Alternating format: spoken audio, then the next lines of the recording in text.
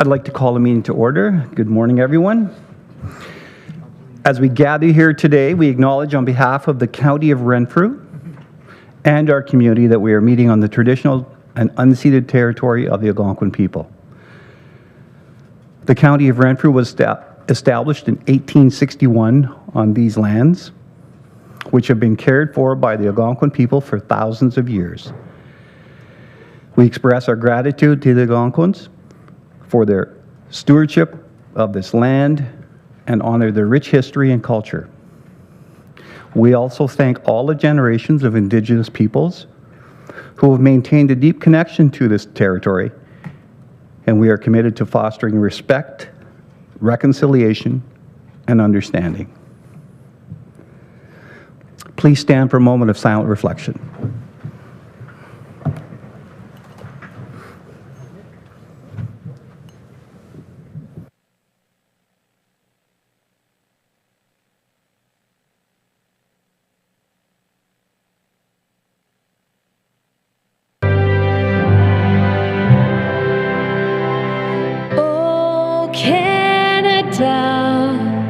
Our home and native land, true patriot love in all of us command. Car ton bras s'est porté l'épée, il s'est porté la croix. Ton histoire est une épopée des plus brillants exploits. God keep our land glorious and free. Oh Canada, we stand on guard for thee. Oh Canada, we stand on guard for thee.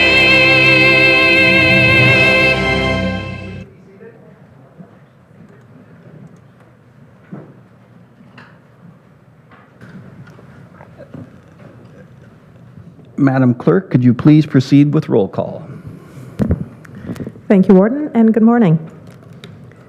Councillor Bennett? Councillor Brose? Present. Councillor Doncaster? Here. Councillor Donahue? Here. Councillor Giardini? Present. Councillor Grills? Present. Councillor Yon? Councillor Lynch? Here. Councillor McKenzie? Present. Councillor Mayville? Present. Councillor Murphy? Here. Councillor Nicholson? Here. Councillor Service? Here. Councillor Watt? Present. Councillor Weir? Here. And Councillor Wilmar. Present. Thank you, and Warden Emo. Present. Thank you, we have quorum. Thank you very much. Good morning, councillors. Before we begin today's budget discussions, I want to focus on something beyond the numbers, our why. As an upper-tier municipality, we build roads, we maintain bridges, and we provide services that people can see. However, some of the most critical work happens behind the scenes, work that is not as visible, but just as vital. Our county has over 900 staff members. Some are in this room today, directly involved in delivering services. Others, financial analysts, maintenance workers, PSWs, planners, technicians, work quietly in the background ensuring our community thrives. They operate within the budget we set, and their dedication is what makes Renfrew County a place we are proud to serve. These are uncertain times. Over the weekend, staff were forced to reevaluate the budget in response to recent economic shifts. Their goal? To ensure we remain both responsive and responsible. That means balancing fiscal prudence with the needs of our most vulnerable residents, because in tough times, some services the services we provide become even more essential. At the same time, our economic development team is taking action, strengthening local businesses and pushing for people to think about where the purchases come from and the importance of their purchasing power. These buy local, buy Canadian efforts support jobs, growth, and resilience in our communities. Our area stood strong during the past pandemic and supported one another, and now it is time for us to do the same. As we move through today's discussions, let us keep sight of why we do this work to build a stronger, more connected Renfrew County for everyone. Our community depends on us to project stability and strategic awareness as we guide community development and invest in our local economy. The County of Renfrew, the school boards, our hospitals, Chalk River Labs, and Garrison Petawawa, by way of a social contract, exert significant influence on many jobs in our community. It is a responsibility we acknowledge and respect in our decisions. Now I will turn things over to Councillor Murphy, Mr. Kelly, Councillor Mayville, and Mr. Burke. I will remind those assembled here of the following: the County of Renfrew, experience our history, share our future. This concludes my address for this session of County Council. Oh, I'm sorry, I skipped over disclosure of pecuniary interest. Seeing none, we'll proceed. Thank you very much.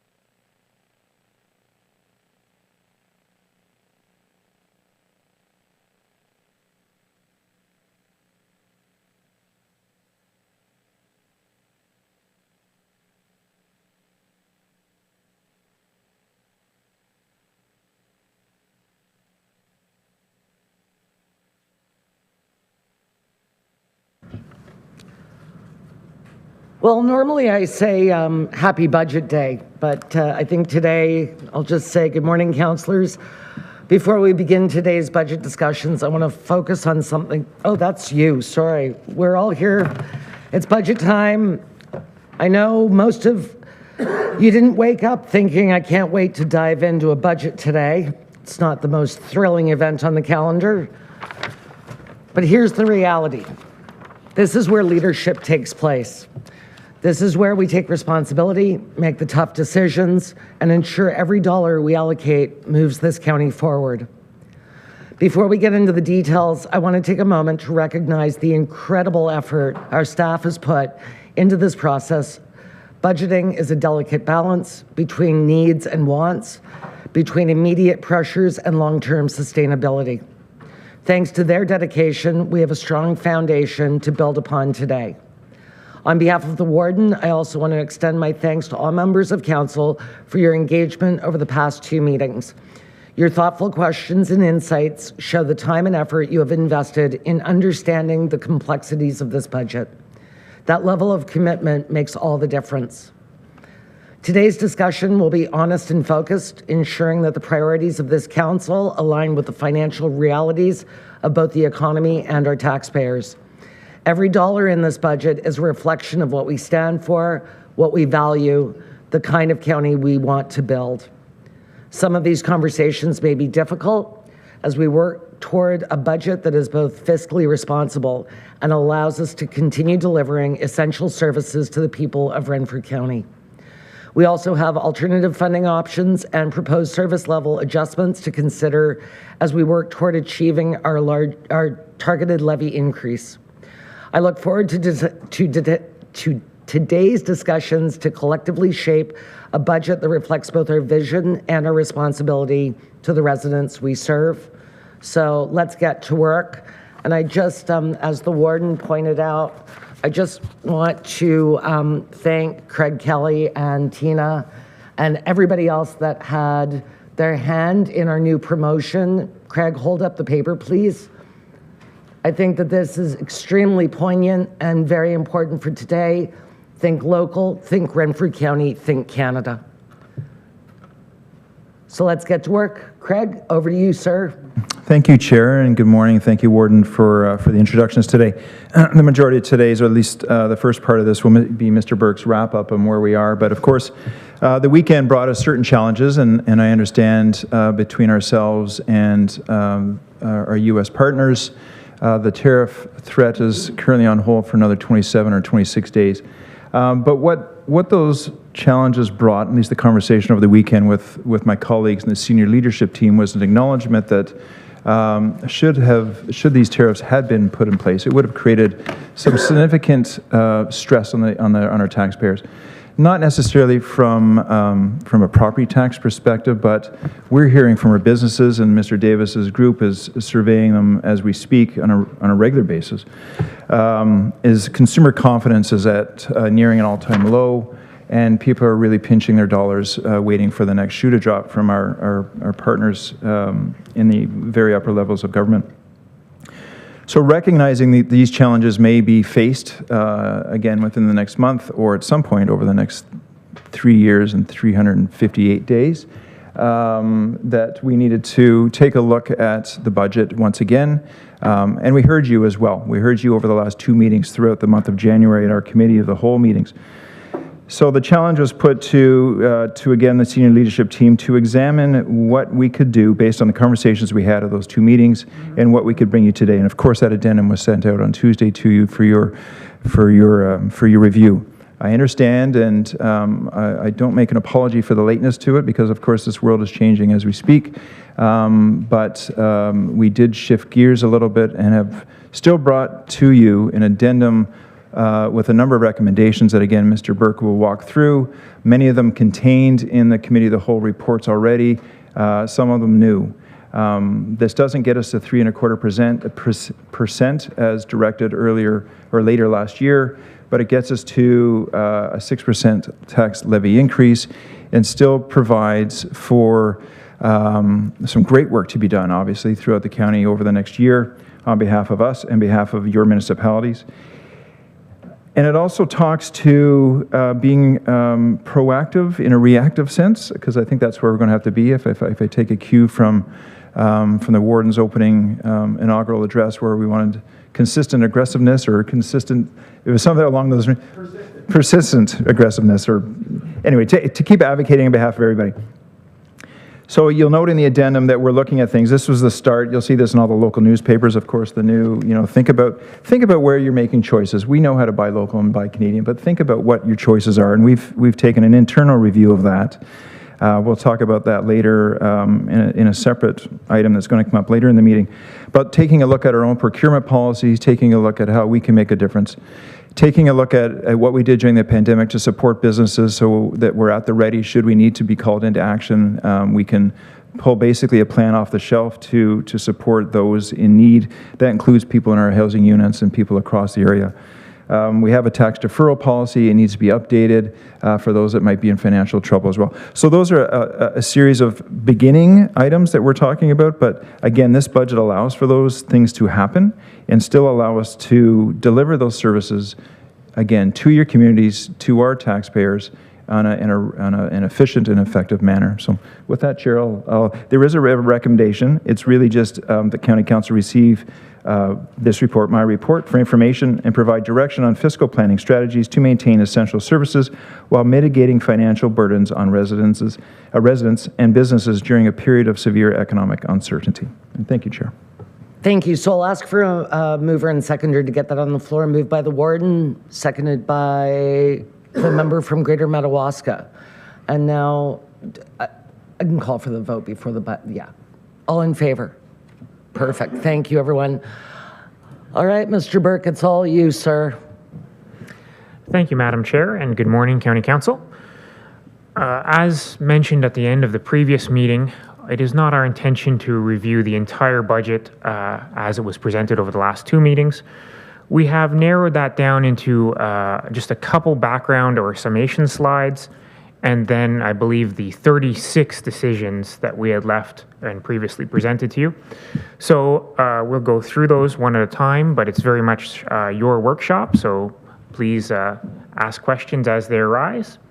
And as Craig mentioned, we have indicated via a series of check marks or little X's on various slides, sort of an SLT preference for a budget that brings in a levy increase of 6%. So we were asked, what would the senior leadership team view as the best course of action? And so we have left that suggestion out for you in this series of slides. With that, I will go to our background. So again, our baseline budget, that is what would it take to do all of the activities that were already identified and we're already doing in the 2025 year. And that required a $6.5 million levy increase, or 11%. Of that, about $830,000 would be allocated towards new construction or new builds, and the existing property taxpayers would not feel that increase. So when we talk about what that would mean for the existing property tax base, it's about 9.8 or almost 10% increase. To meet the council-directed target that was set at the end of last year, we have a series of reductions. So those reductions being ranked from easy to harder reductions to do. All of these are, functionally all of them are in that mid-range of one-time deferral type of things. They're not particularly saving money, they are just pushing the problems further down the road. That would get us to our 3.25%. And then over and above that, we have 4% worth of enhancements or things that staff felt would be of benefit to the taxpayers of the county, service level improvements we could provide. What does that mean for the median household in the county of Renfrew? So the median property tax, residential property tax in the county of Renfrew is $216,000 of assessment. Again, that's a 2016 number from MPAC, so not necessarily reflective of what your house is worth, but that's how the baseline numbers for our MPAC assessment system. So our baseline budget, a 10% increase, would increase the property tax for the average county taxpayer from $890 to $980. Functionally, an $87 increase, almost $90 increase in property taxes per year. If we were to reach a 3.25% budget, that increase would be decreased to $30 extra per year. And then, of course, our 4% worth of enhancements is about $40 to the average property taxpayer. And just to point out, so a 1% increase in property tax revenue to the county of Renfrew is $574,000 of additional income. It equates to $4.12 to the per $100,000 of residential assessment per year, and it would add $9 to the average tax bill to increase by 1%. And so what are we as the county of Renfrew? The county of Renfrew current budget is to spend $234 million next year. The vast bulk of that comes from the upper levels of government, so 45% of our funding, or about $100 million, flowing down from the province. Property taxes account for 28% of our net revenue, 64 or $65 million. Then we have a series of other things from fees and charges, our cost shares with the City of Pembroke, but also in this current budget, we're proposing to consume 8% of our reserves, so 8% of our revenue as a county would come from consumption of prior savings, mostly in our capital reserves, and we would issue $15 million in debt, or 7% of our required revenue would come from the issuance of debt. In terms of where we are spending the money, by far and away the largest is in the health sector, so our health departments, EMS and long-term care, accounting for 38% of our budget, then followed by community services at 28% of our budget, and then operations at 25%, and then corporate services and development and property collectively less than 10% of our net budget.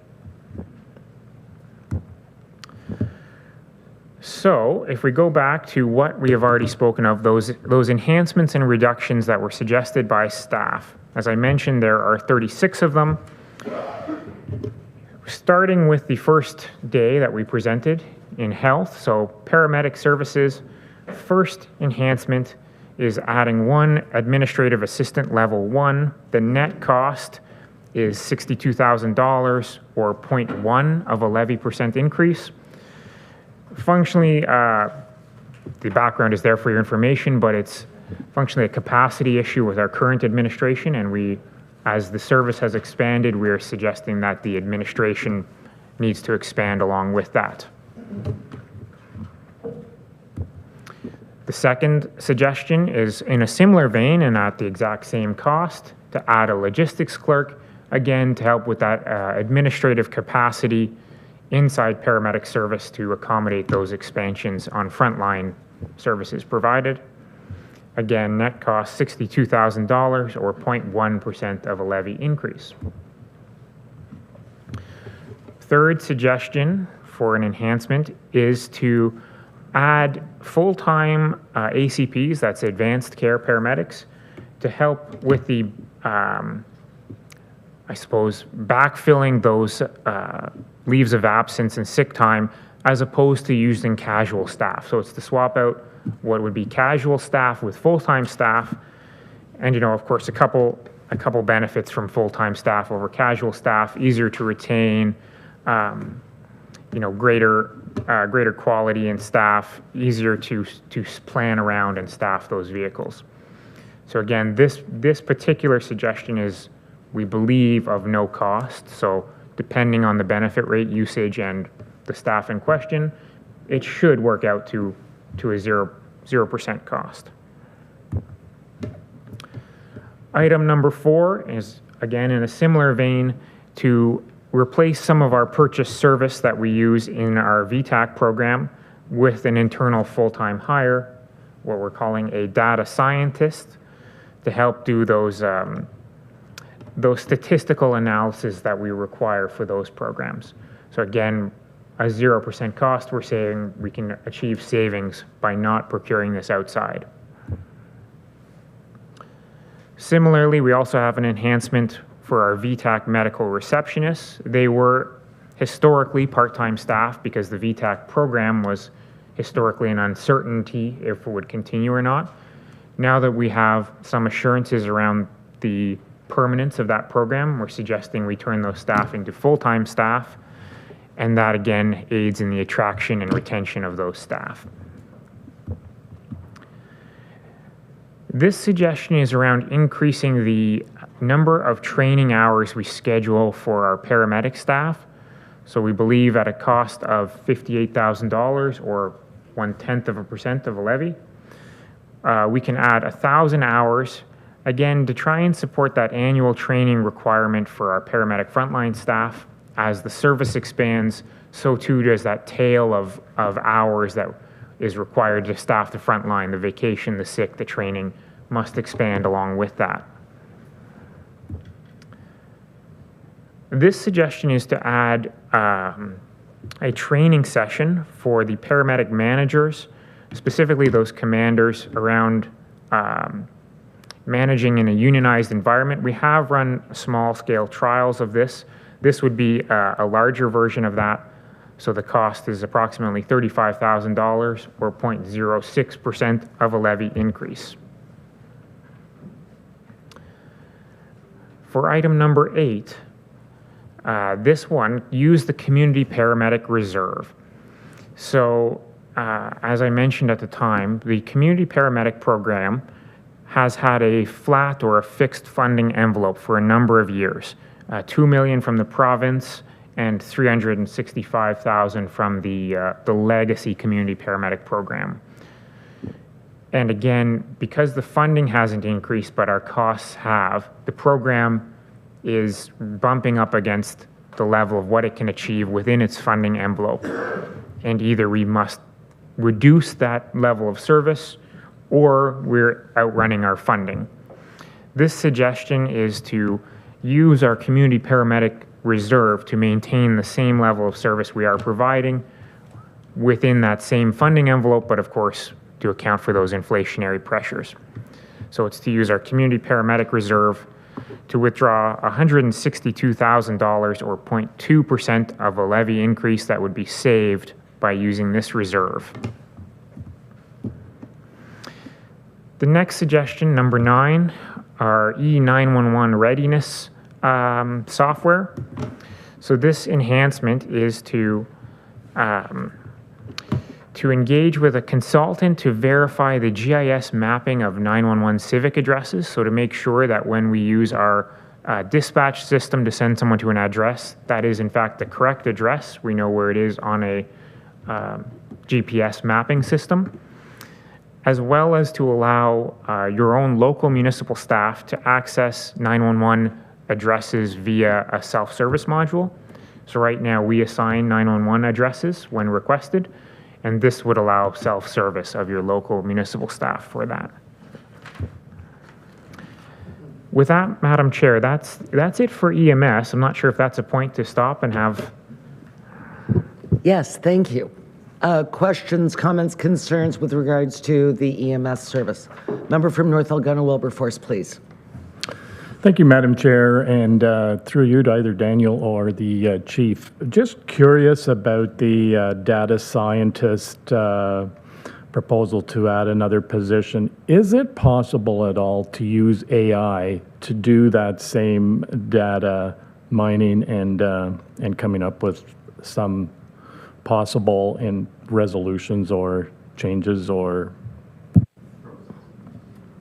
That might be a question for the CAO. Well, I'll take a crack at it. This is certainly in Mr.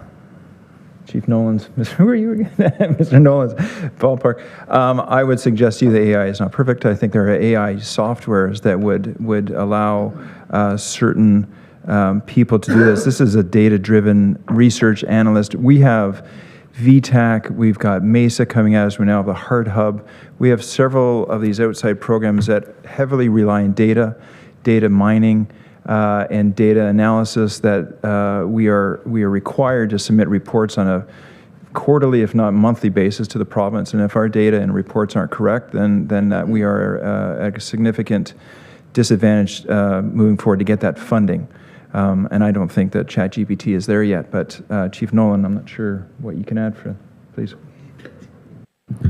Yeah, thank you, Madam Chair, and thanks to the CAO. Really not to add anything in that regard, because Craig's bang on in terms of where we're at today. But I think to compound on that, we are working with Queen's University currently on the creation of a data lake.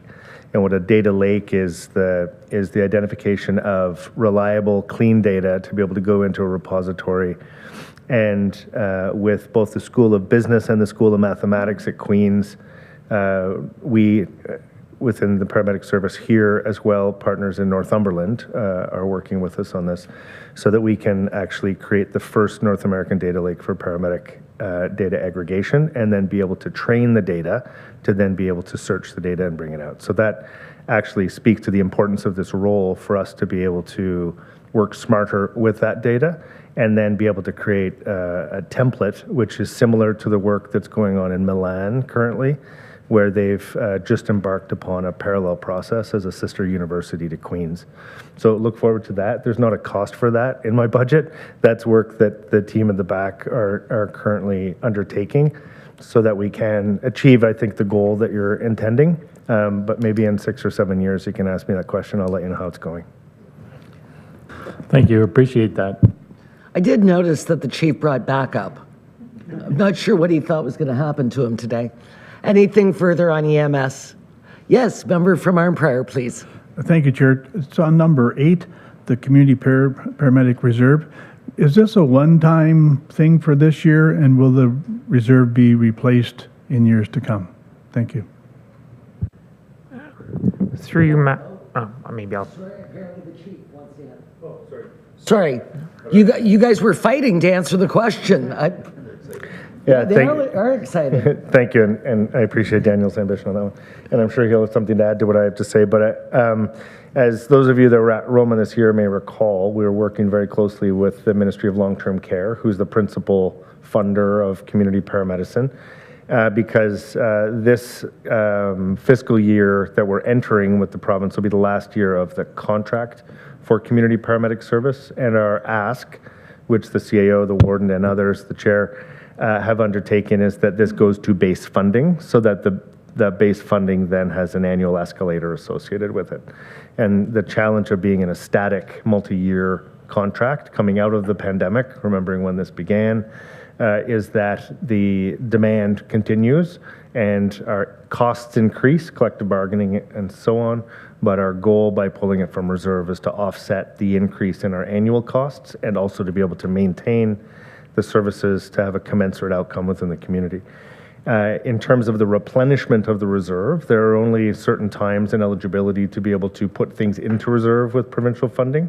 So this truly was the intention of having this reserve, which was to take up some of this room, and we were able to achieve that reserve over the last number of years. So to say definitively that this reserve will be topped up, I cannot, but to say that it's going for its intended purpose, I can, and our goal going into next year, as we achieved last year, is to go to base funding. And last year, the Ministry of Health chose to go to base funding for its portion of our community paramedic program, and the only remaining piece is the long-term care component, and I would say that we're optimistic and feel heard that that's likely to occur should government remain stable going into the next fiscal year. Daniel, did you have anything to add? Through you, Madam Chair, maybe I would just add that, in common with all of these level 2 reductions, that is for sure what the reserve is for, but you cannot indefinitely withdraw from the reserves, and there is no plan to top this one up. It was, as the chief mentioned, made by very specific circumstances at the time that allowed us to do this, and it will eventually deplete, though it does have a balance remaining even beyond next year and this withdrawal. Thank you. Anything further on EMS? Warden, please. Yes, thank you. And just the $2 million is actually probably only 1.4 or 1.5 million at this point. And when you take into the growth that's happened in costs over the last 5 years. And so quite correctly, that $2 million has been steadily eroded by inflation. And so, the EMS, the long-term care paramedic program, I believe has had about 30,000 visits over that period of time, 32, which is a pretty significant service provider in our community. So as the chief mentioned, we've made presentations at Roma, and we're in the process. Deputy Chief Grenier and I met with one of the candidates for MPP this week, and I'm in the process of scheduling with at least 2 more in the next few days. So we are making every effort to educate whoever our next member is going to be.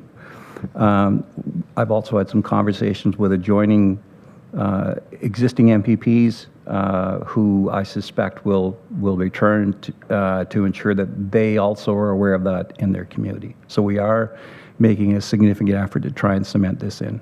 Thank you. Thank you, Warden. And it is, it did make me happy to speak to each of the candidates and know that they understand that healthcare and what we do in the County of Renfrew to backstop our healthcare system is imperative to the well-being of our residents. So I'm happy to know that they're very aware of that. Member from Greater Madawaska, please. Thank you, and through you, Chair, just a comment. I greatly appreciate that we are the leader in this area, and our progressive approach to it, to the homeless and mental health and all of the EMS doings and going on. But the fact that we don't have a guarantee that we're going to get these monies from the provincial government going forward, I have concerned about using a reserve and how that will affect us going forward when we don't have this money for our taxes will go up if we do not get the funding for next year. So I'm just concerned about using the reserve for this. I go ahead, member from Amherst Bromley. I've got a comment as well, but you go ahead. This is not a question. It is in response to my colleague, Councillor Weir. First off, I want to back up a little bit and perhaps picking up on the comments of Mr. Burke. There was no intent to create this either. This is not a strategic reserve that we set up for any specific purpose. It was that there were unspent funds available in one, perhaps of multiple years, and it has slowly been aggregating. So there is not, one of the things that I have suggested here is that we have a reserve policy because this one is not a strategic reserve other than there were monies remaining. In response to the query or suggestion that and again, this is Mr. Burke, we have strong feelings that this is going to remain permanent. As the Chief has often said, there is not a health entity in Ontario that has a legislated or regulated permanence to their funding. Everyone receives, as you are probably most familiar in this room, Mr. Blackmore often brings forward, or now through the deferred authority, MSAWs, LSAWs, et cetera. These are annual agreements. Public health is another one. Every one of these are at the discretion of the government of the day as to what they are going to fund. There is no document and there is no Bible that says these are the permanent funded agencies. So when we say that this has permanent funding, it is of the same footing that PRH or RVH or the Deep River General or St. Francis have, which is that by precedence, they have funded us. We have an expectation that they are going to continue to fund us. The challenge, though, as identified by the warden, is the erosion of this and all sorts of funding envelopes has reduced the purchasing power. That it is flatlined at $2 million, as the warden has suggested, is probably getting this the purchasing power of about $1.5 million now. When you consider that we had a 6.8% and a 3.9% inflation in 2022 and 2023, those have substantially eroded. But ultimately, the reserve, in my estimation, has been derived from incredible efficiency that we've done with expenditures of the funds, and these are remaining. This is absolutely a provincial responsibility. This has indemnified or mitigated against a lot of the cost pressures that the acute care or hospital sector are receiving. So ultimately, if we are to gameplay this out to the provinces and funding it, the challenge is, are we? Not how are we going to.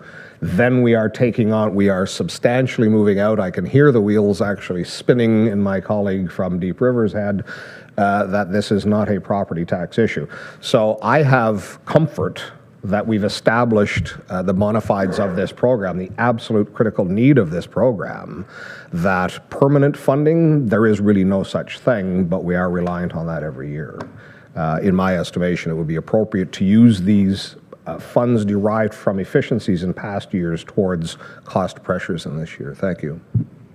Well said, and I'm so happy that you two seatmates can now read each other's minds. That makes me very happy.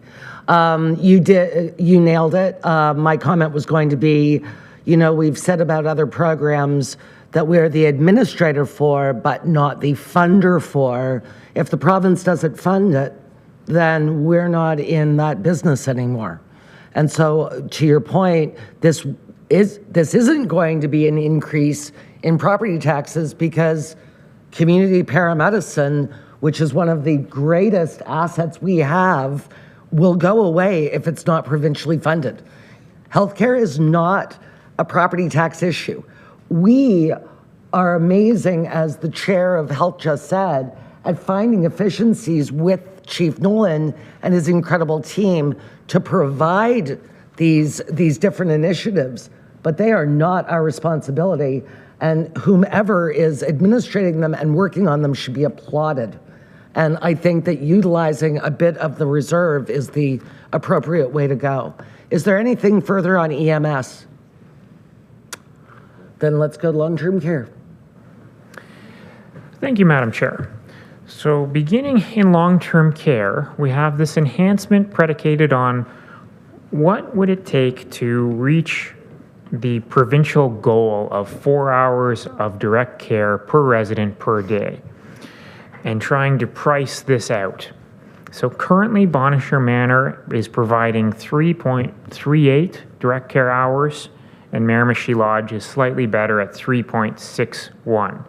That's today. In both homes, there are portions of the budget that we have allocated that are currently unfilled or understaffed, depending on the position and the ability to hire certain skill sets. So what we are pricing is what we would have to budget additionally in terms of hours to reach that 4 hours of care.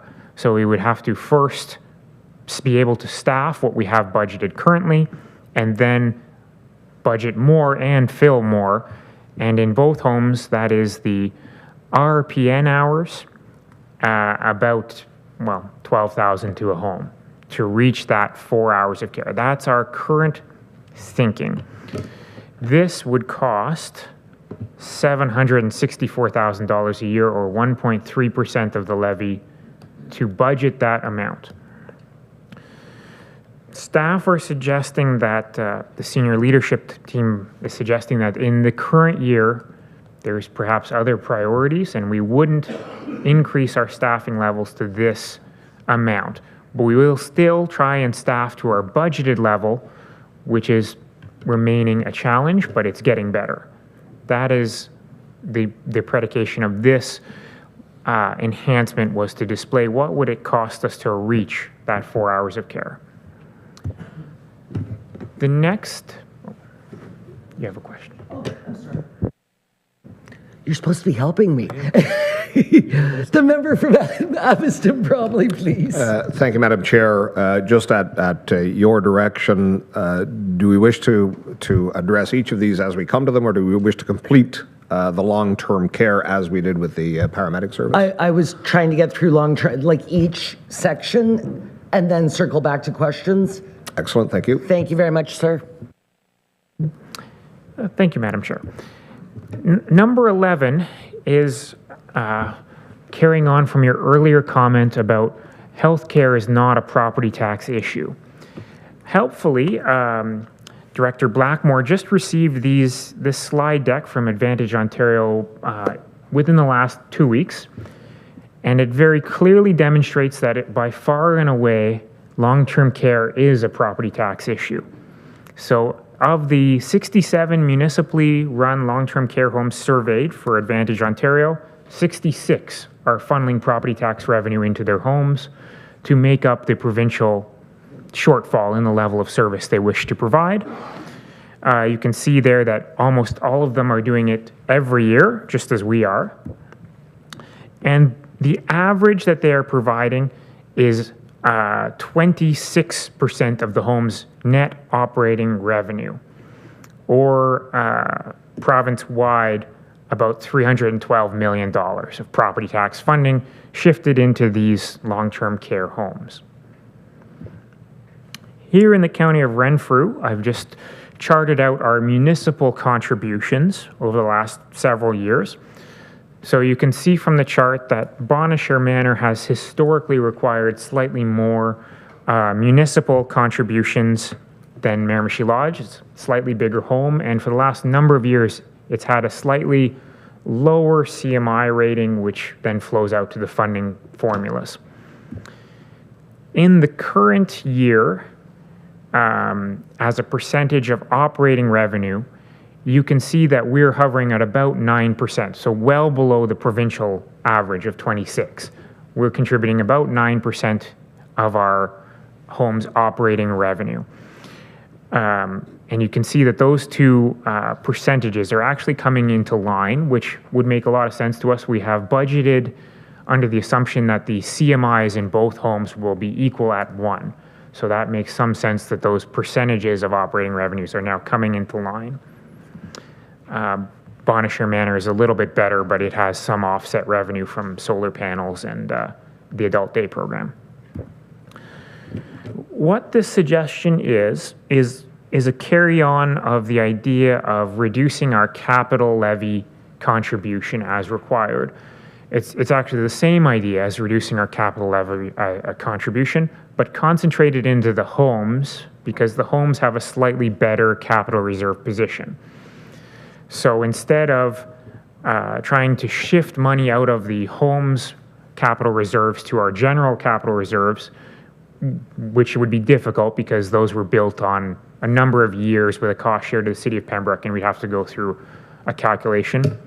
We would suggest that we simply take a holiday in the current year and use that capital reserve to fund our operating expenses in the homes as required, thereby achieving the same result. So the current suggestion would be a contribution holiday of approximately $3 million that we wouldn't contribute from property taxes into the homes. About $2 million of that would be for the County of Renfrew, $1 million to the City of Pembroke, and you can see that they would still have capital reserves left at the end, though significantly lower, especially in Miramichi Lodge. This suggestion would get you $2 million in savings or a 3.7% decrease in your levy requirement. And then one final enhancement suggested in Miramichi Lodge, and that is to add one full-time physiotherapist assistant for $55,000 net cost per year, 0.1% of the levy, just to equalize that physiotherapist assistant complement in both homes. And with that, Madam Chair, that is long-term care. Thank you. Now, a member from Amherst Bromley. Thank you very much, Madam Chair. So certainly, and I think that it was beneficial to go through them because both 10 and 11, and keeping in mind, I'm sure Council is very much aware, I think there are 3, perhaps 4 slides, all numbered number 11, but they do somewhat tie together in my question or comment. So the first thing that I would like to do is I still to continue to view these as separate issues. One is essentially the baseline increase. Slides 11 have all to do with essentially with funding. The enhancement, though, and I recognize that it is the one of the suggestions of staff. You'll note the X in the bottom right corner. That this be removed from the budget.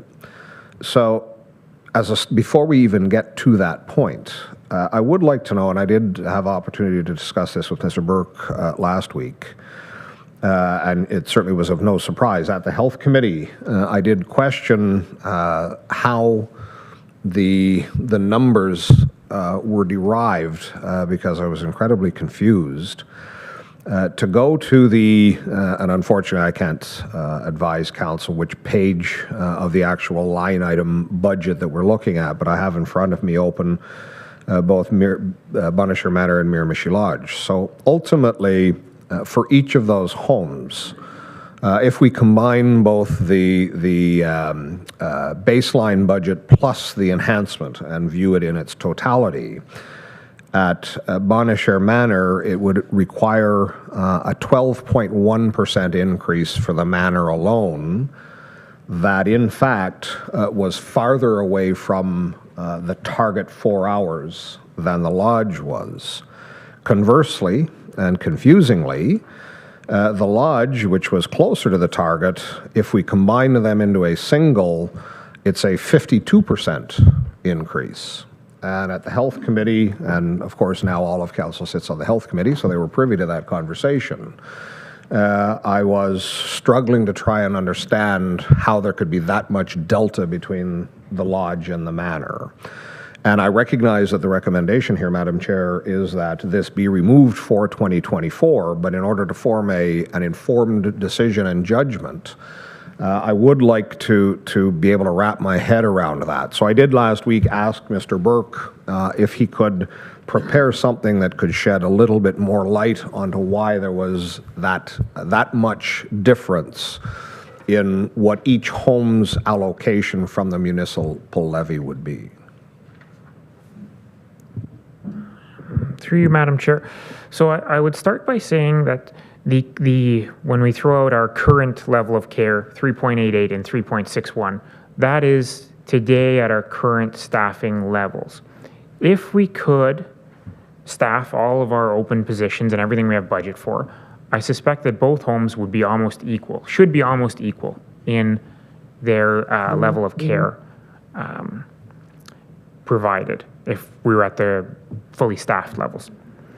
And then from there, we would add the requested hours in both homes, and they're almost the same, slightly adjusted, and we would come up to exactly 4 hours of care. So those two numbers are equalizing. Now, I would point out, as you mentioned, there was a problem inside the original slide deck with an additional PSW count included in Miramichi Lodge that was throwing that out substantially. But with the removal of that, it is the two homes and the requirement to reach 4 hours of care is almost the same increase needed over their current budgets. So that has kind of come into line now.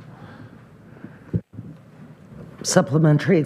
Thank you for that, and I do recognize that, and for Council's information, I am quoting from the original budget that does still include, I think it was something on the order of 18,000 hours for Miramichi Lodge versus 11,000. So this will have reduced that delta, though it will still remain pretty sizable. In any event, getting more to the point specifically of how slides 10 and 11 perhaps tie in together, I am hesitant, in fact, I would dare say loath, to stop our movement towards the 4 hours. That has been the target. It has been the holy grail from the time, I think, of Shirley Sharkey, I'm going to say 2006. And we are making tremendous strides in that direction. I recognize the cost pressures that we're in. I like, in fact, that staff have given consideration. It is an outlier, I think, in my time in this room to have given consideration to willfully, from a staff perspective, forecast that capital reserves might be used for operations. So I think in this instance there is justification because the large buttressing or enormous increase in the capital, the unallocated capital line that you'll find on the reserve schedule for both homes is derived from ultimately the provincial funding towards the 4 hours of care. You will recall that initially we didn't feel that we were meeting the eligibility requirements and were reconciling a lot of money back to the province. That turned out to be inaccurate as to the eligibility. We were, in fact, eligible. Sir, you're running out of time on your clock. Those monies remained. So ultimately, what I'm wondering if we could spread this over 2 years, perhaps, and not cut it completely. I think that would be much more appropriate, and if we were going to consider using a holiday on contribution, I would recommend that we use that towards the actual baseline increase as opposed to the 4 hours. Okay, thank you for that. When I you know, this has been through a lot of iterations, especially, thank you, Craig, who just kept sending me different iterations of this budget. In my brain, I thought that this was a good idea because we haven't had great luck in staffing. But I think that's a question for Mr. Blackmore, not Mr. Burke. So I'm going to turn it to you because you're the one feeling the pressures, you're the one trying to hire. So do you think that upstaffing for the, as you very astutely put it, the holy grail of patient time, is that attainable? Thank you, Chair. Through the committee, we have made significant progress with regard to staffing. Admittedly, over the last couple of years, it's been very, very difficult, as it is across the sector. But we've got to the point more recently where we've actually soon will be able to staff without the use of agency staff. That speaks to the progression that we are making. Would we ever be able to achieve 100% of the staffing based on budgeted hours? Not likely. And that's why the province, when they ask for hours of care delivery, they're not asking for the hours of care scheduled. They're asking for the hours of care worked. And in order to achieve hours of care worked, proportionally, the hours of care scheduled have to increase as well. And just for interest's sake, you know, the slide indicates 3.38. That's not to confuse with hours and minutes. 3.38 is 3 hours and 23 minutes. And the 3.61 is 3 hours and 40 minutes. Oh. Okay. The vice chair and I are both like, oh, we didn't realize that. Mr. Burke, I've got the member from Whitewater, and then I'm going to go back to you. Member from Whitewater, please. Oh, sorry, Chair. If Mr. Burke has got a comment relating to that, I don't want to interrupt that flow. Continue the flow. Thank you, Madam Chair. Just to follow on to the councillor's comments, you can, of course, this is a holiday and it can be any range you would like. Right? You don't have to do the whole thing. You can do half or whatever range you wish. I would say that it's not so much using capital for operating, though it does look like that. It is, if we're not going to contribute to our long-term plan at the targeted amount, which requires on its own almost a 5% tax increase, the way to not contribute would be best achieved by this contribution holiday, which is effectively not contributing to the reserves in the homes and contributing more to the general reserves. Just because of the various levels of reserves, the homes have less pressure than the general reserves. So the holiday in and of itself is just the mechanism to not contribute to your reserves at the long-term financial plan level. It was designed just to get around the cost share with the City of Pembroke and the anti-bonusing provisions inside the funding in the homes. That's really all it achieves. It's a reduction in capital reserves is what it is. Thank you for the clarity. Member from Whitewater, please. Thanks, Chair. This is specific to item number 10 and just comes back to the presentation that the CAO forwarded on email from Advantage. And in there it indicated that the province directive for 2024 was to achieve 3 hours and 41 minutes. And I'm just curious, do we know what the directive is for 2025? Just to put it in perspective to what we're budgeting or deciding not to budget. Oh, I'm getting it. Hang on, they're caucusing. They don't know. They don't know at this time. You're welcome. So I had a follow-up then to Mr. Blackmore. One of the things that the member from Aviston Bromley was saying was, you know, would it help if we did half this year? But are you even thinking that half of the holiday would help with staffing? through the committee, I would identify, if it could be staffed, then any additional funds would be welcomed, for which, in the upcoming Health Committee report, there's an announcement for yet another potentially, $100,000 per home coming for this very specific item, staffing. But by way of example, at the moment right now, at the Miramichi Lodge, we have 15 part-time positions we're looking for in PSW. And at Bonnechere Manor, 15 part-time PSW, which in the grand scheme of things is, I think it's manageable in terms of filling those positions. Yeah. The member from Deep River, please. Thank you, Madam Chair.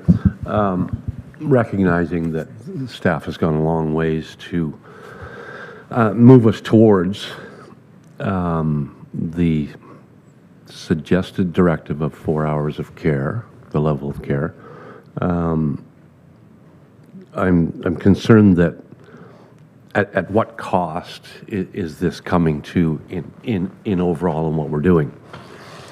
I think that if we want to get to the 4 hours level of care, then I think we need to stand up, and the province has to fund that.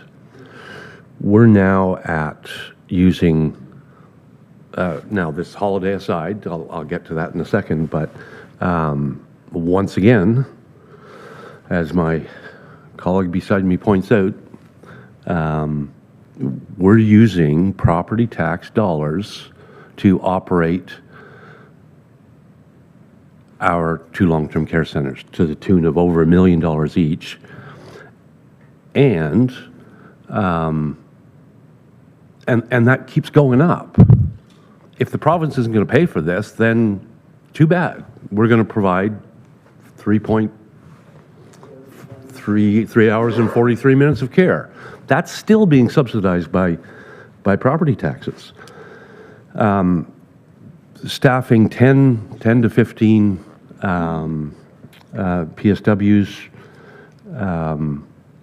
is not a lot, and in 2025.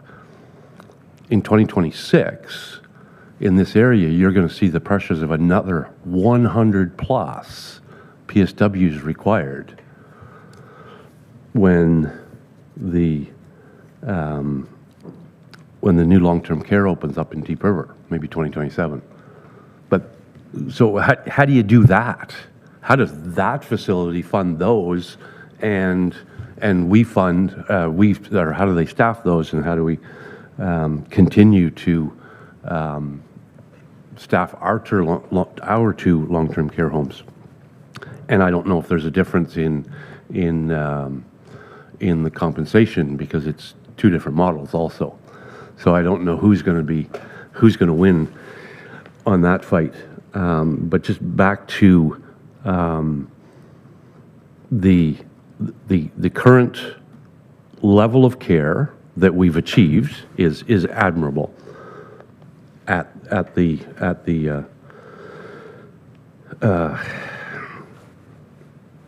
coming from property tax dollars, and my colleague beside me is correct. The money that we're talking about from reserves, that is provincial money. That should be being used to fund the staffing levels for to achieve the staffing levels that we're looking at. So I'll leave it at that for now. Thank you. Warden, go ahead. Thank you. I recognize my friend's concern, and to a degree, I agree with it. And what I would suggest going forward is we could change our asks in the next little while to mention the funding deficit and we've touched on it briefly in our conversations, but I think more and more it's going to have to become a standalone with either the Ministry of Finance or each of the various ministries, because we We run into the same thing with housing. I think Ontario Works to a degree, but community services. And then, of course, we have the issue around childcare and childcare beds. Or, sorry, spaces. I shouldn't say beds. And so, I think one of the things we make, and this is to Mr. Kelly and his staff, is maybe during this election period, is if we're able to ascertain the gap where we're backfilling the funding envelopes to operate programs which are provincial in nature. If we can identify those gaps, maybe this is the time to start walking that towards the door in Toronto, is to have that information in a nice graphic, and then pursue that. So that's the one suggestion. The other suggestion to my friend is, we lobbied long and hard for the 4 hours of care as an industry, to meet an industry standard. And, I think we have to own some of that. We also thought that we would get funding as we went along. It maybe hasn't materialized as quickly as we wanted. I think we should be, as I said, reminding both the federal and provincial governments of that, because, as you know, it's something in the order of 66% of our budget is soft services, whether it's community services or health, and I'm not sure the revenue is kept up to that. Thank you.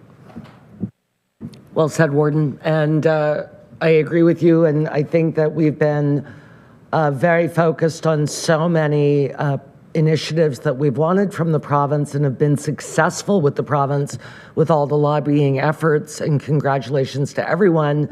And it's not that we forgot about our long-term care homes, but we've been prioritizing the things that we've gone after monies for, that we know will enhance our residents' lives here, especially through the paramedic service. And I think that the warden is absolutely correct. Now it's time to say, these are provincially regulated long-term care homes, and we are funding them quite heavily through the property tax base, that maybe now is the time to make sure that it's top of mind. So thank you for that. Go ahead, Warden. Sorry, just to add, and I think this meets very closely the push by AMO to, and I can't remember the exact phrasing, but it's what I've said is, vote as if your life depended on it, is what it boils down to, and then also the fiscal review that they've been suggesting. So I think this is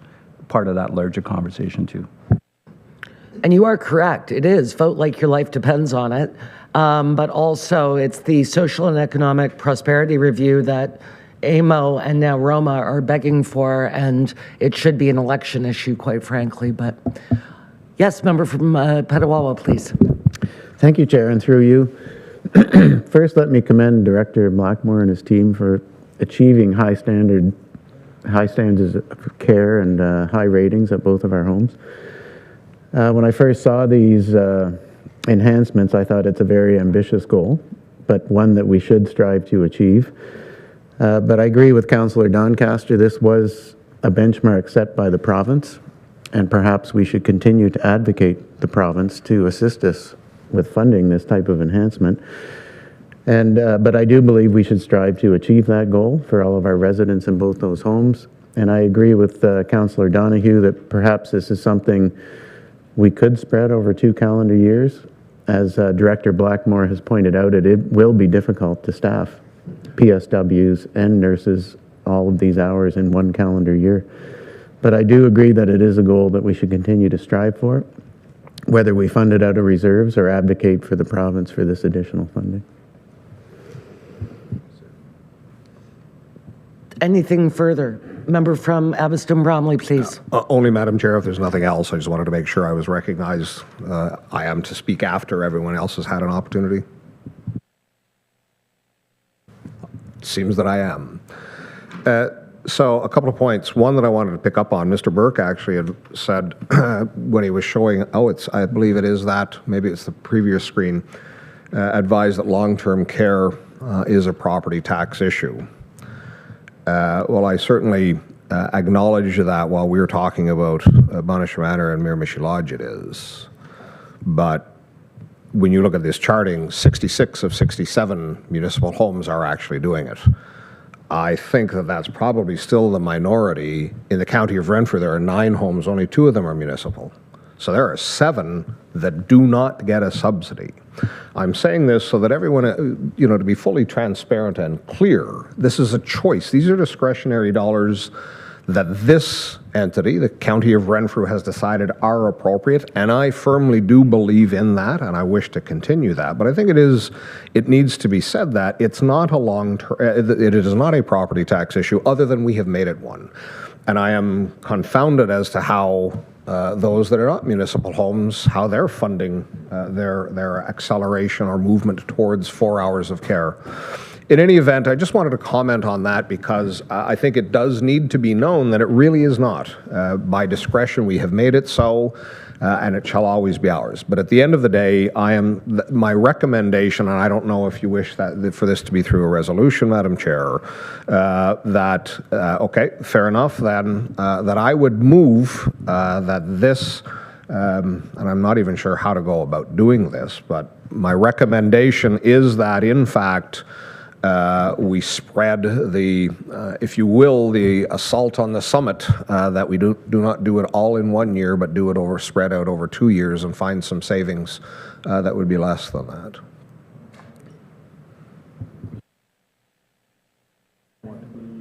That's what I was going to ask. I'm only talking about the 4 hours. That was the first slide. Oh, sorry. I thought we were talking about the holiday. No, we are talking first about the enhanced, okay. Because that has the X in the corner and was being removed, that we make no move. So yes, it is wrong to say it's reduced, but not to remove it completely, but to fund half of what the target would be in 2025. Do you have a seconder? Seconded by the member from Petawawa. Discussion. Member from Deep River, please. So I just wanted some clarity. So is this meant to, as it was originally suggested, to help fund the enhancement and the continued progression towards the 4 hours level of care? Or is this the intention to fund the level of which we have achieved so far?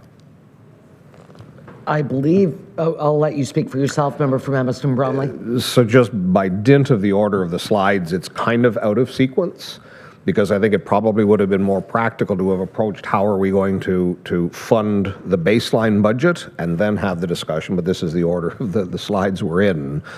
So that is, I do anticipate that as soon as we are done ultimately with the issue that is slide 10, we will then move on to slide 11, which is how do we move forward on the baseline funding that even gets us to the point where this is then an enhancement. Okay, any other discussion? So I will call for the vote. All in favor? And that, Councillor McKenzie and Councillor Grills, could you, oh, there's Mark. I'm going to call it again. I'm sorry, guys, just for the record, because all in favor? Opposed? Okay, and that carries. He has a question. I don't think so. He's just frozen. Oh. Do they have questions? I don't know. Councillor Grills, do you have a question, or were you voting? She's voting. I was attempting to vote. I gotcha. Okay. Okay. She voted. Yeah. Which way? That's right. Well, the motion carries in any case. Okay. Yeah. So I am in favor. She is in favor, emphatically. All right. So that adds 0.67 to the levy. So from the SLT 6.67 budget, it would come out to now 6.67% increase. Yep. And Let's keep that in mind moving forward. And did you have something on the holiday as well? Yeah, member from Emerson Bromley. Yes, I did, and I'm quite content. I guess we can move on now. So on the first thing, I guess, is a question, just some clarity from Mr. Burke, because ultimately, I'm looking at the slide, well, it is slide 11. It's on page 190, and it is the charting, which is actually that's the page, the one drawn from the schedule of reserves. So it says to utilize the reserves in the homes to fund operating costs. So am I correct that the levy that the city of Pembroke and the county of Renfrew provide to each of the homes would be partially funded? In this instance, the number recommended is going to meet about just under 75% of what is expected to get us to the baseline increase. Is that offsetting that levy simply for the operation of the 2 long-term care homes? Because I got confused when you were mentioning that we're not allocating capital dollars in there, but my understanding was this draw from reserves would displace levy dollars as our annual contribution. Through you, Madam Chair, that is correct. My comment was simply to say that in order to keep up the contribution to the general capital reserves, I need to cut somewhere else, and this was the point to cut. Okay, then moving on from there. So ultimately, the total baseline cost increase was just slightly over $4 million. So the total $3 million, that's how the 75% is derived.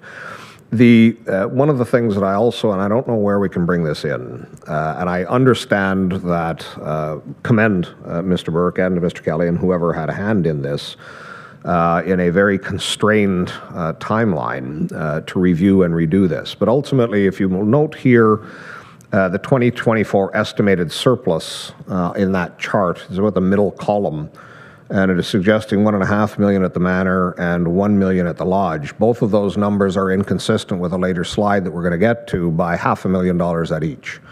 The suggestion on one of the slides, it might be like 26, is saying that the forecast now is that the manor is probably going to have a surplus of $2 million in the lodge and $1.5 million. So those unto themselves are changing the dynamic somewhat, particularly as you might see, we're starting 2025 in very good shape. We were starting 2024 in very good shape with $6 million at the manor and $2 million at the lodge. And it's reducing on this chart to $4,600 at the lodge. But that's because, not because, but I note that the forecast is there's an additional $500,000 surplus anticipated at the lodge.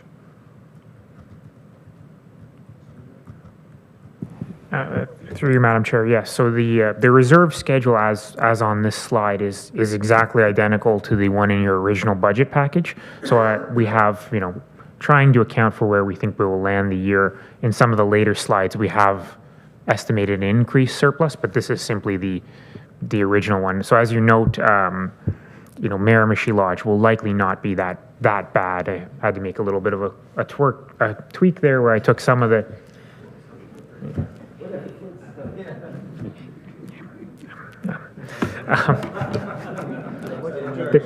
There's a joke in there somewhere. But, where I had to use a different reserve just because I didn't have enough, but that very likely won't be the case. And the only reason I'm bringing that, and that was why I prefaced my remarks with commendation. I'm fairly certain that it was impossible to tie all of the different elements together in the time frame that was available to you. But any member of council that may have looked at the most extreme right-hand column may have given them pause when you see it drawn down to $4,000. Though I do note at the lodge, or should note at the lodge, back in 2022, I think it was $200,000. So there is some vagaries there. Anyway, at the end of the day, the challenge for me, and this is where it ties in, Madam Chair, to the previous conversation, is there are structural issues that are at play here too. So when we do draw from reserves, in fact, and the number, using the number that staff have put in front of council for today, I think the 1.8 million was about 3-point-something%.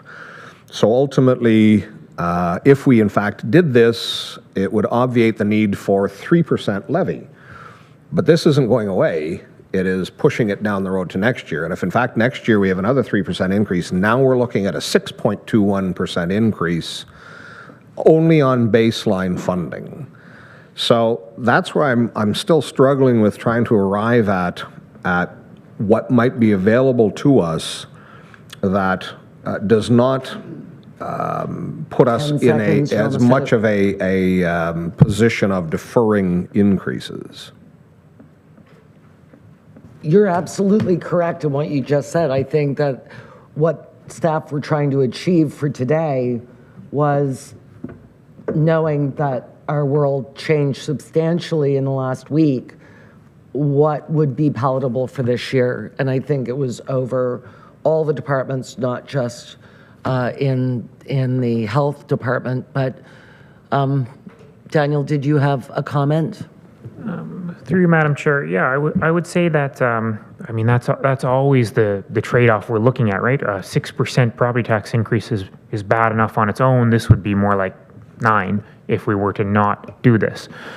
And, you know, staff looked around at where is the easiest spot where we could bear this? And it's actually in the long-term care homes. They have the best capital reserve position for the moment, and that is the better spot for the moment to actually make the reduction than in the general reserves.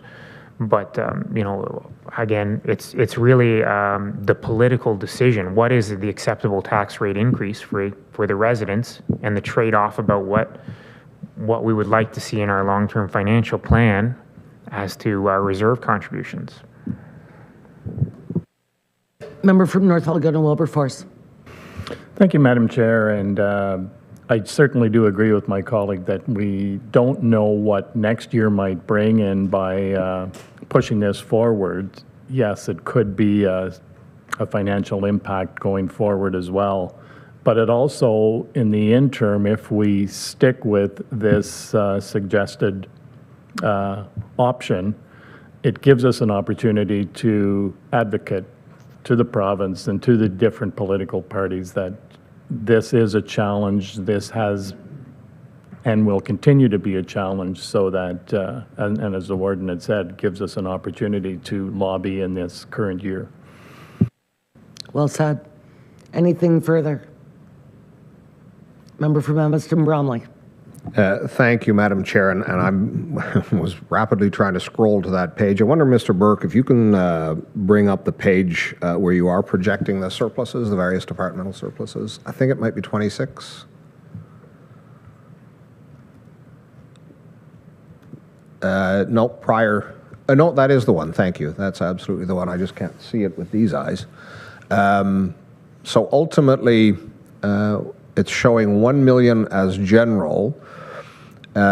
When a couple of weeks back, when we as committee saw all of our, or saw the November 30th Treasurer's report, the forecast then was it was likely to finish somewhere between $2 and $3 million. So I'm of a mind that the $4 million is a very conservative estimate. Anyway, the only reason I'm raising this is because I don't have particular ideas of how we can allocate these reserves. But we had a $57 million levy last year, and I won't be surprised if we end up with $5.7 million surplus entity-wide. How we arrived at all of that surplus, I cannot say, but that's 10%. That's 10% of our levy. So what I'm trying to do is divine, perhaps divine inspiration, as to how do we get to a point where we're seeing substantial leftover dollars from last year and still be projecting needing, you know, perhaps 10%. I think that was our baseline, 9.98, is that correct? We started at 9.98, correct? So ultimately, we are suggesting that we need almost a 10% increase over last year, even though we had about a 10% savings, or not savings, surplus over last year. So this is what I'm struggling with from a general perspective. So even to bring this to a finer point, and it may seem like picking nits, but I do not believe so, I would much sooner fund the enhancement out of a reserves than the actual annual increase out of the reserves. And I know that that's going to bump up our levy from wherever the projection was here. 6, I think, was if we just adopted all of the staff suggestions, it was going to get us to 6. So ultimately, we've already said, look, we're going to get half of the increase that would fund Mr. Blackmore. But I would much sooner do that out of the reserves, because ultimately it's the reserves that we have were because of the 4 hours of care, and restore this to our levy. All right, we're at 6.67, including what we just did with the half. What you're suggesting, though, will take us almost to 10, if not almost to 10. Through you, Madam Chair. I'm sorry. No, he just said from the levy. If there is confusion, what I was suggesting is that we fund the baseline increase to long-term care from levy. We fund the enhancement, even though we've scaled it back, from reserves. All right, that's much more clear for me. Thank you. Do you have a is that a motion on the floor? Sure, absolutely. Excellent. All right, do you have a seconder? The member from Deep River, discussion. I'll call the vote. All in favor? Opposed? All right, it does carry.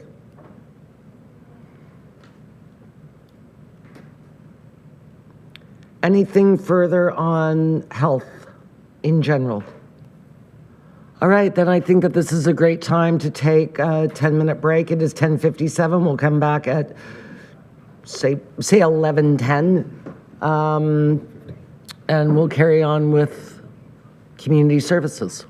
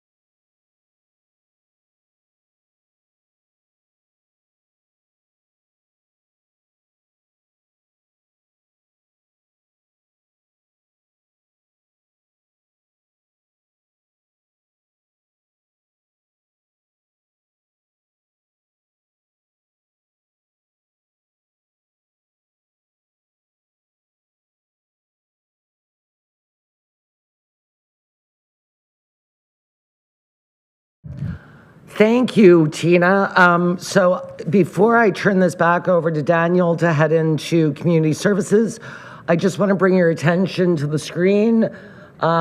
This is our new potential levy.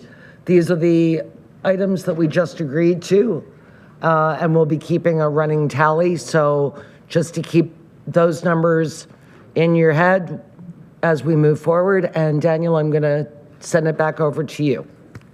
Oh, I'm sorry. Member from Laurentian Valley. Just a question, please, through you, Chair. We just discovered or went through the budget for long-term care. The city of Pembroke pays a share. Yes. Should one of their representatives not have been present for that, or is there an understanding that, how does that work? Well, this is the county budget, but I'm going to turn this over to Mr. Kelly. No, thank you, and Mr. Burke, I'm sure has an answer as well. They are an obligated municipality. They heard the conversation. They've been through this. They haven't, I'm not sure if they've seen the revised slides where the change was made. They were presented with a budget during the committee, the whole health committee, that didn't suggest this cut at all. So what they were presented with and what I believe what they've budgeted for in their own budget, they passed their budget already, was reflected in the original budget presented to you, which would have included the enhancements. So there's no savings being passed on to them today based on today's motions. Okay. Mr. Burke, unless you have something else. Perhaps just to add, so they do have representation on the Health Committee. They were here for the discussion of the budget there. They do not have a weighted vote on County Council, so they have never had the direct input into our budget or any part thereof. It's always been County Council. So that is their position. Thank you. Madam Chair, moving into community services. So this series of enhancements is to add 3 staff, my apologies, and 1 program analyst, 4 staff. So the Ontario Works Administration budget is provincially funded up to the tune of 50% up to an upper maximum. So you have to spend the money in order to get the provincial funding of 50%. And it has been frozen, that administration budget, for a number of years. And with the recent announcements that they are, I guess, complete their transition program in Ontario Works, the budget for the first time in a number of years is actually increasing, the administration allocation. So this is the plan to expand, and it is 50% funded by the province and then cost shared with the city of Pembroke. So you'll note that 4 staff would only cost $180,000 after funding, or 0.31%, but you do have to spend the money in order to get the funding. And the background is there for the requirements for the staff and the additional pressures that they're facing in community services. This enhancement, number 14, is for a change in childcare to change the level of skill required to staff a certain position. So from an eligibility coordinator to an outreach coordinator, the cost is $17,000, 0.03% of an increase in the levy. And this would, of course, focus that staff member more on the complex social needs related to childcare. Another large reduction, so this is the childcare mitigation reserve. So when the province revamped the childcare funding formula in 2013, one of the things they did was they increased the required municipal share towards childcare substantially, and then they gave us funding to help offset that, what we call the childcare mitigation reserve, to use as we see fit, though it is restricted to childcare exclusively. So the reserve has an estimated balance of $1.2 million at the end of 2024, and this would be to reduce that balance and use that reserve to offset our municipal share down to the minimum municipal requirement under that funding formula in childcare. So that would save you 0.8% of an increase and reduce the childcare mitigation reserve down to $750,000. In RCHC, we had a suggestion to add 10 rent supplement placements. So this is where we would enter into an agreement with a private landlord to take our low-income housing tenants and house those. So we would guarantee the landlord a certain amount of rent. The tenant would pay to the rent geared to income formula, and we would make up that difference. We expect that the addition of 10 units would cost $81,000 or 0.14% of a levy increase. And again, this is one of those areas where SLT came back with the difficult choices. What can we not do? This is one of those areas, to not expand the level of service we provide to low-income houses, to low-income tenants. Similar to the childcare situation, this would be an increase to the RCHC administration assistant from a level 1 to a level 2. So again, to increase the level of service provided by that staff member so that they could better assist the number of things that are occurring both in RCHC and in development and property as a whole, you know, the tenders and contracts and that level of things that we're looking more for the level 2 AA level of service that would be their purview. This is $15,000 or 0.03% of a levy increase. And with that, Madam Chair. Perfect. So I will entertain questions in community services before we get to the MESA reserves. Member from Petawawa, please. Thank you, Chair, and through you. Slide number 16, I know it's $81,000 and a 0.14% increase to the levy. We've been talking a lot about the pressures on our province, our country, and on individuals in our county, and this is a segment of our society that is probably going to struggle the most. And I would hate to see us help 10 other families if all it's going to cost us is $82,000. So I would suggest that we not remove this and continue to offer services to those who need it the most in our county. Are you putting that on the floor as a motion? I will put that on the floor as a motion. Do you have a seconder? Seconded by the member from Amherst Bromley. Discussion. Member from North Algona Wilberforce, please. While I agree with my colleagues, I maybe would like to see it at 5 as opposed to 10 rent supplement placements. So again, we'd be halving that.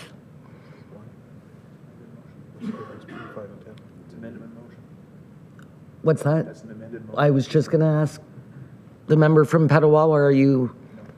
No? Okay. Okay. Do you have a? Who are you pointing at? Are you putting that on the floor as a motion, member from North Algona? Yes, I will. Do you have a seconder?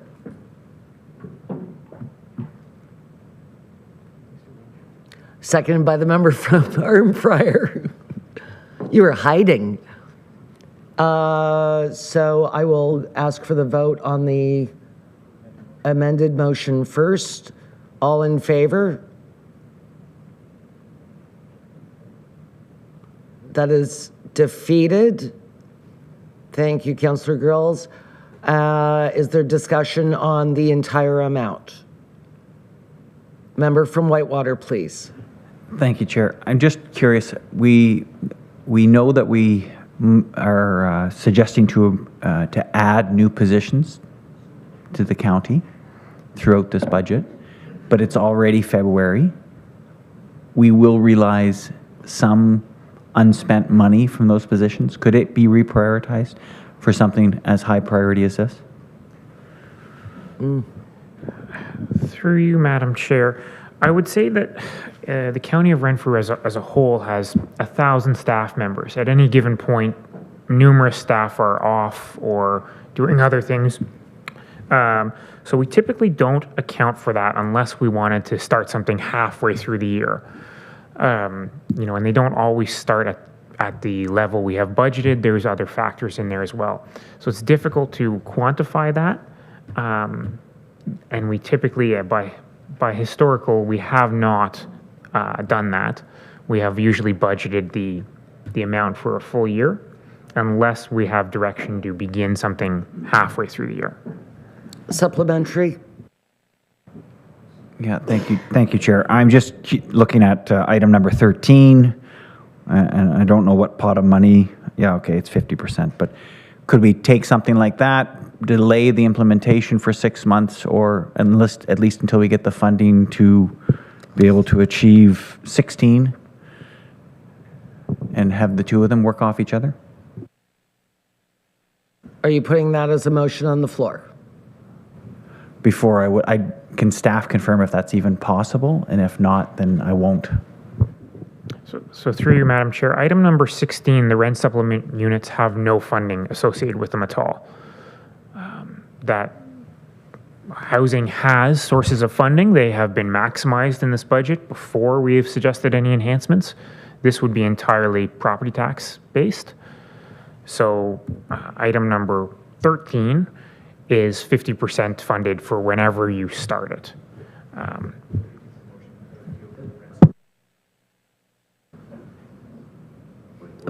Yeah, no. There's a motion on the floor. Yeah, that's yeah. Sorry, I thought we were speaking to the motion, but Neil zigged when I zagged. Sorry, I'm trying to find a way to support the motion. Oh.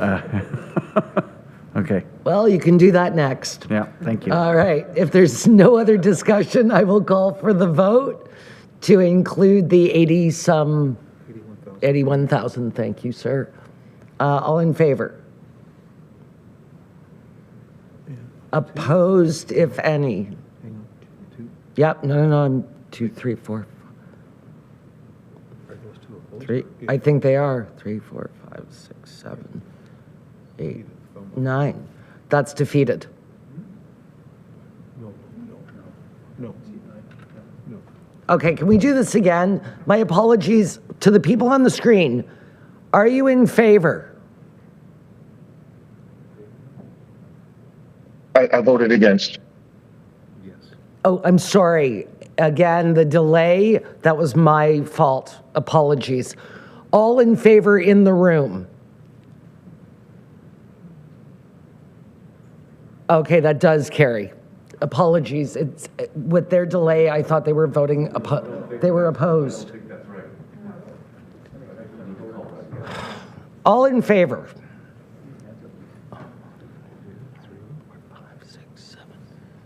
8. Opposed? 2, 3. Yeah, it carries. Yeah, there's only 6 that's voting. Yeah.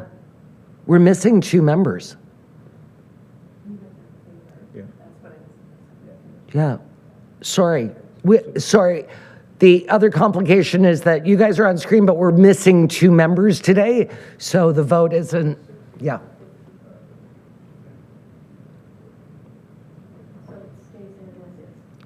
It's, yes, we're removing the red X and putting a green check mark. Member from Deep River, please. Can we have a recorded vote, please? Sure, yeah, absolutely. It did get complicated there. We just need the longer vote because the delay is killing us. I know, well, and I think Debbie's facing weather issues, but Mark is facing like other internet issues, so they were voting at different times. All right, Ann is correct. People on the screen, could you do a thumbs up or a thumbs down? Oh, now it's forget it. Now we're doing a recorded vote. Sorry. Hail Caesar. Yeah, he has a serious delay. All right, please read what we're voting for. Do you want to do that? Please, well, go ahead. That we're including number 16, which is the 10 rent supplement units in the budget, and it's an enhancement of $81,495. Thank you. All right, now a recorded vote, please. And Councillor Doncaster. Councillor Doncaster. Opposed? Councillor Donahue. In favor. Warden Emo. I'm in favor. Councillor Giardini. In favor. Councillor Grills,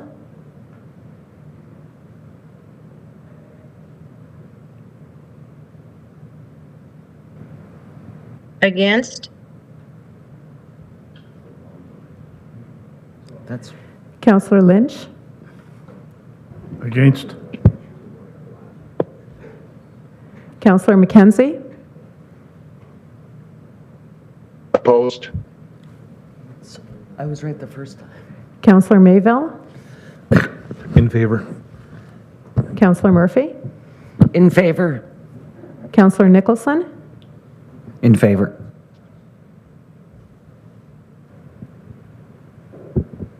Councillor Service, In favor.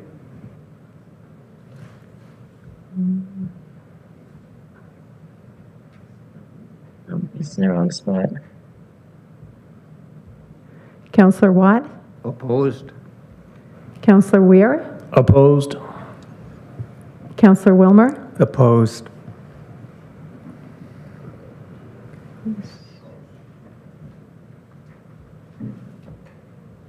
You didn't call my name yet, No. and I'm opposed. Councillor Rose. Opposed? Thank you.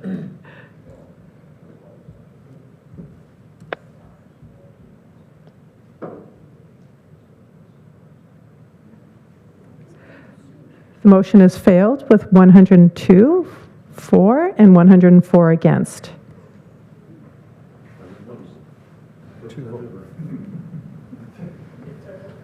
That was close, but even without the recorded, I was incorrect and it would have failed because the delay is real. So thank you for asking for the recorded. I think that was the right way to go about this. All right, so you don't need to update the spreadsheet and we can move along to the MESA reserves, please. Thank you, Madam Chair. Excuse me, 1 second. Member from Amiston Bromley. I apologize, Madam Chair. I just had a question on slide 15, the mitigation reserve. And I'm wondering, does that continue to be funded? The reason I ask that is because at the end of 2014, it was just under 1.4 million. And at the end of 2023, it was just over 1.6 million. And I don't think we had ever spent anything to it. There was a budgeted of 408,000 to be drawn in 2024. But does that continue to be funded? Through you, Madam Chair, no, it does not, but it does require an allocation of interest to be put into it. And its usage is subject to the childcare formula. So while I may budget $456,731 as a very exact number, chances are that something in the childcare formula will prevent me from claiming that exact amount. So it does move a little bit from what we had budgeted. Okay, thank you.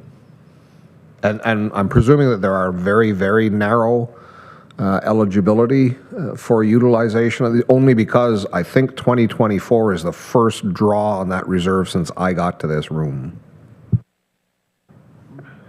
Through you, Madam Chair, yes, there is. It's subject to two parameters. So it must be within childcare, and it must not interfere with what the childcare funding formula lovingly refers to as the minimum municipal share, or a floor that you must fund. All right, thank you. And on to number 18, please. Thank you, Madam Chair. Number 18 is one of those items that substantially changed in the time that it took for the first meeting of Community Services budget and now. So if we look at what is our MESA program, we believe it is a housing readiness assessment, which is a carry forward planning activity, paramedic service for the crisis worker and ambulance teams, our MESA coordinator, and then our warming center and our transitional housing project and our housing coordinator.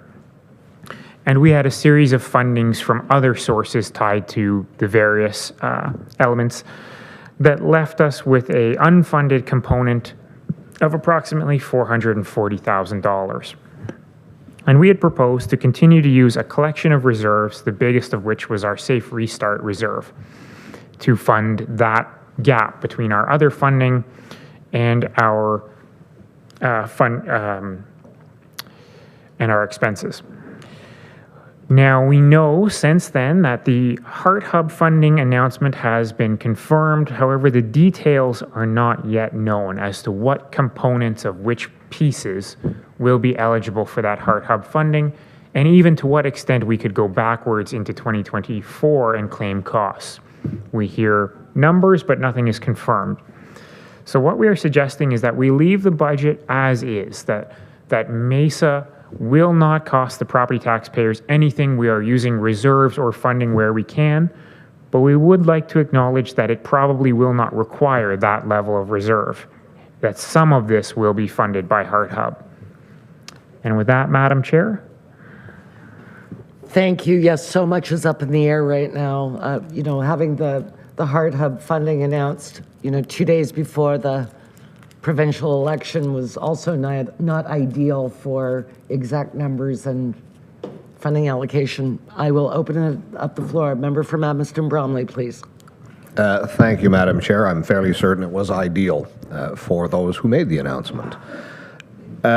In this event, and ultimately all of this is predicated on the fact that we are not permitted to have a deficit budget. We must account for every dollar expenditure. So is it safe to say, and if I heard Mr. Burke correctly, there is perhaps still an expectation that even as the details become available, that the Heart may not cover all of that $400,000 delta. But nonetheless, if I'm hearing correctly, for the purposes of our budget, it is to draw on these reserves.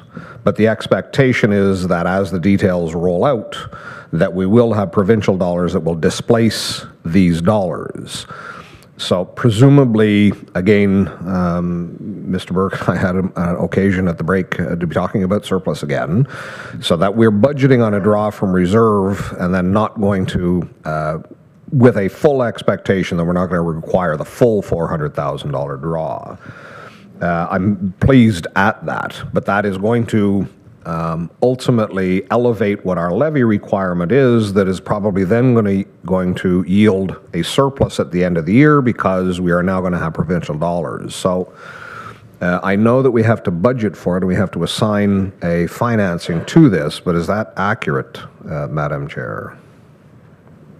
Well, we can't budget what we don't know. So I think that when staff went back and did this schedule, I think that this was the best information they had at the time. Mr. Burke, did you have?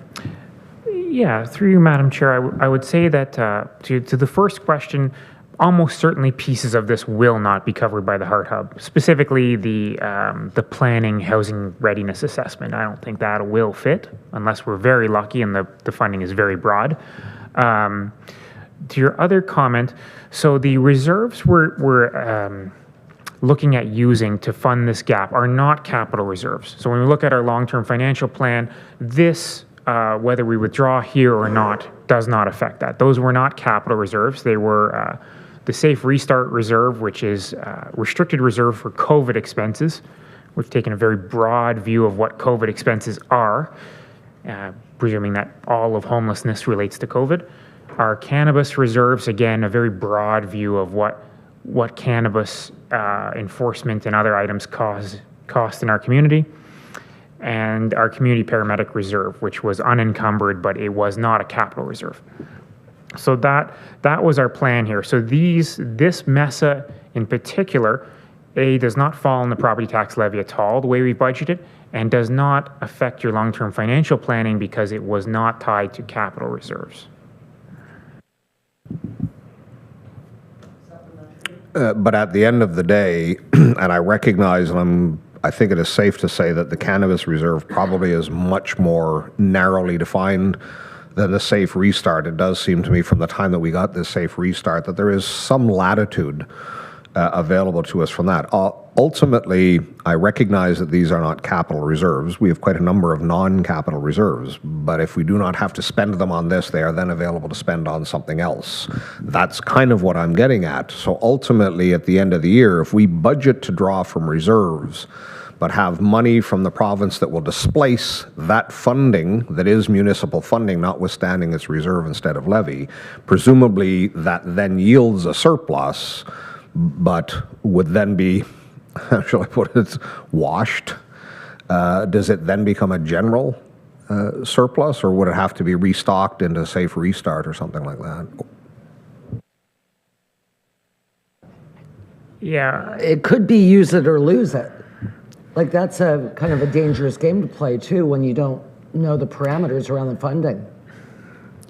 And through you, Madam Chair, that Safe Restart Reserve did, that thought has occurred to us a couple times, is that, we would have a preference for using it so we don't have to answer the question about should we repay it. I think to the councillor's question, we could use these reserves for other things, so I wouldn't say that they form a surplus, but if we don't spend them on Mesa, they are available for other expenditures. And we do have a plan to use some of it actually later in this budget. So now acknowledging that we will not have to draw as much on the Mesa, for Mesa, we will use some of our Safe Restart funding for something else. And that is one of the plans we have in place.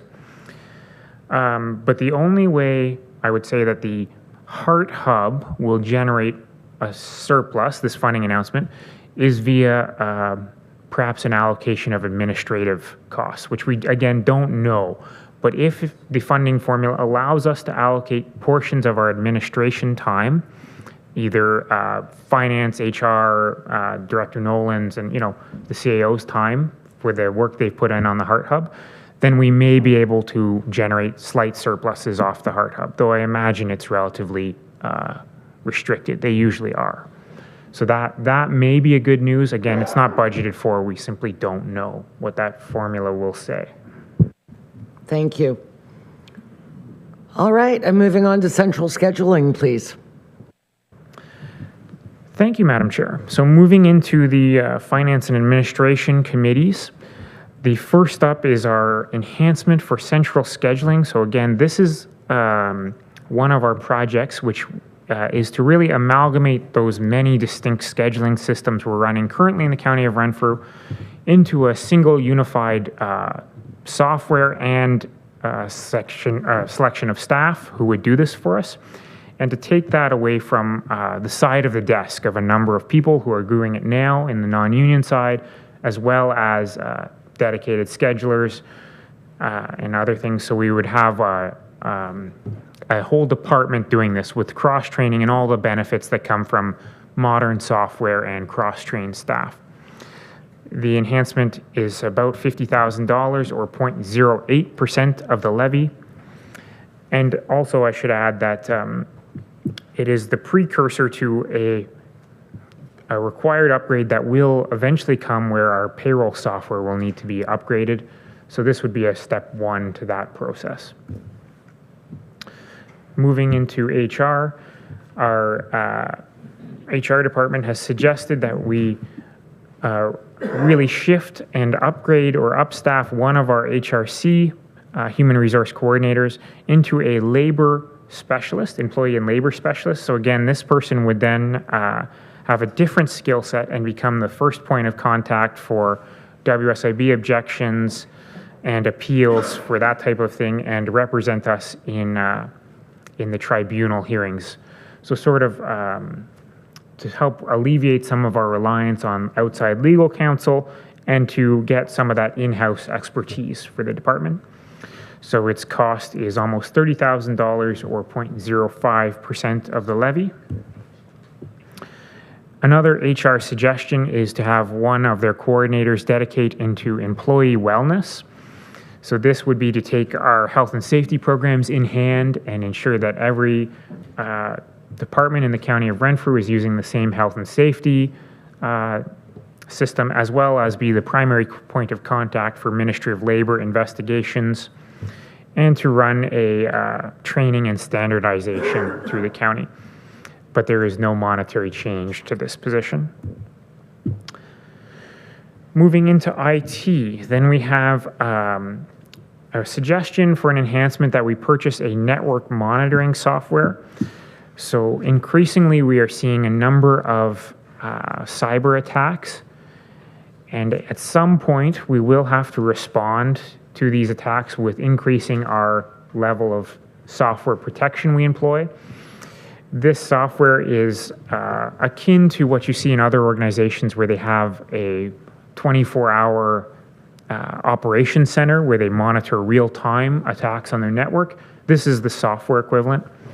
Our thinking is that it is $80,000 or 0.14% of the levy. And then a suggested reduction. So as part of the municipal modernization funding, there was a suggestion that the county hire a business analyst. We never did successfully hire a staff member to that role, but we have hired outside consultants to do that role over a couple of years and a couple of different projects. We have used that. Our suggestion is that really we could use what was our provision for unallocated funds, that old sort of strategic priorities reserve that we always tapped, and lean on that rather than a specific line item in the IT budget. So staff is suggesting that we're okay with this reduction, provided we still have our strategic priorities dollars available. And that's probably a good spot to stop. That's a great place to stop for a couple of reasons. I have been advised that lunch is here and it is a hot lunch. So let's get through our HR and IT, and I'll open it up. A member from North Algona-Wilberforce, please. Thank you, Madam Chair, and I just want to say that the central scheduling, no objection. I think this is a fantastic idea, and I think going forward, it's also going to save money in more effective use of staff time, so fully agreeing with this. Yeah, I think that the money invested, we are going to see as a return on investment over probably a couple of years. Thank you for that. Member from Deep River, please. Thank you, Madam Chair. On the same note, would this not fall under the municipal modernization project and therefore funding? Through you, Madam Chair, it would certainly be an excellent candidate for that program if there was still funding coming from that program, which has been a little bit of a back and forth with the province about, we have ideas and we have this type of thing, but there is, as far as we know, no plan to reopen the modernization funding intake. Well, but it was a great suggestion and maybe another advocacy effort, because I think that anything to do with cybersecurity and network upgrades would also fall into that, as those are threats that are coming faster and more furious lately than ever before. Any member from Petawawa, please. Thank you, Chair, and through you, just some questions about cyber attacks and our current software. So obviously we have something in place at present. Is it working efficiently, or is it in need of an upgrade to ward off any future attacks? And if we do have something, I do believe that sometimes you can detect if certain entities have been attempting attacks or probing our system. So has that happened, and has our current software been efficient enough? If I may, that would be a discussion for closed.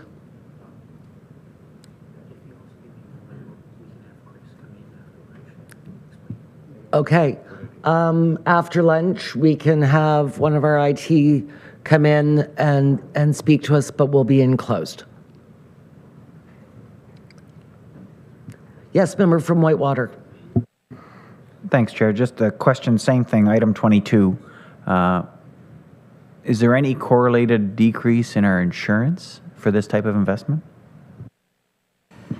Again, could we have that conversation in closed? Yep, thank you. I think anything to do with cybersecurity, cyber attacks, those are conversations for closed session. Thank you. Anything on the other slides other than that one? All right, seeing none, then I will ask that we reconvene at 12:30, and that time I will entertain a motion to go into closed to discuss item number 22. Thank you.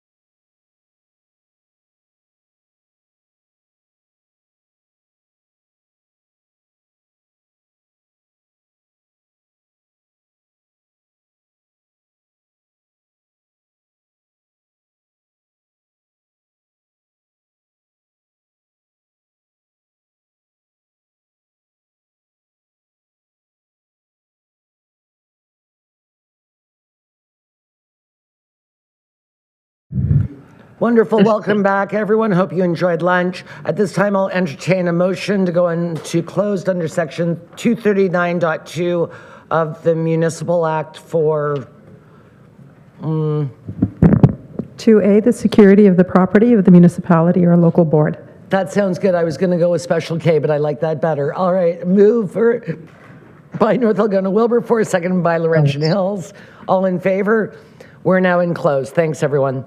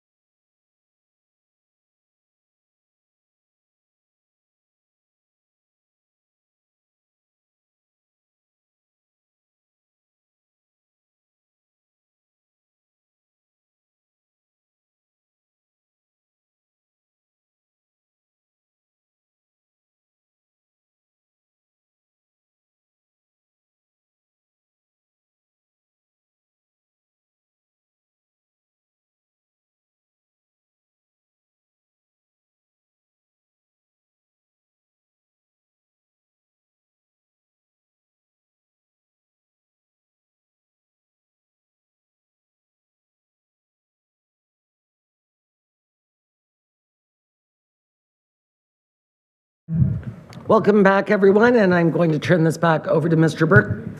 Item number 24, please. Thank you, Madam Chair. Item number 24 is our Strategic Priorities Reserve. So this is the follow-on to what we formerly called the Provision for Unallocated Funds, which was actually an expense budget, sort of a corporate miscellaneous account. And we had proposed that that become a reserve instead. So rather than budget this miscellaneous $300,000 every year, we would create the reserve and only top up the reserve to what we need. And the change in title is more in keeping with what we've always used it for, which is those items that come up mid-year that require some investment or something along that line. This suggestion is actually to remove the portion of that Strategic Priorities Reserve that is not already allocated out to the 2025 requirements.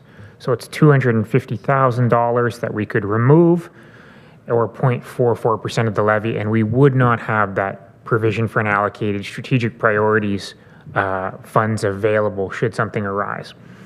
And so your senior leadership team is suggesting that we don't do this. We keep that in place and we continue to have that available to us.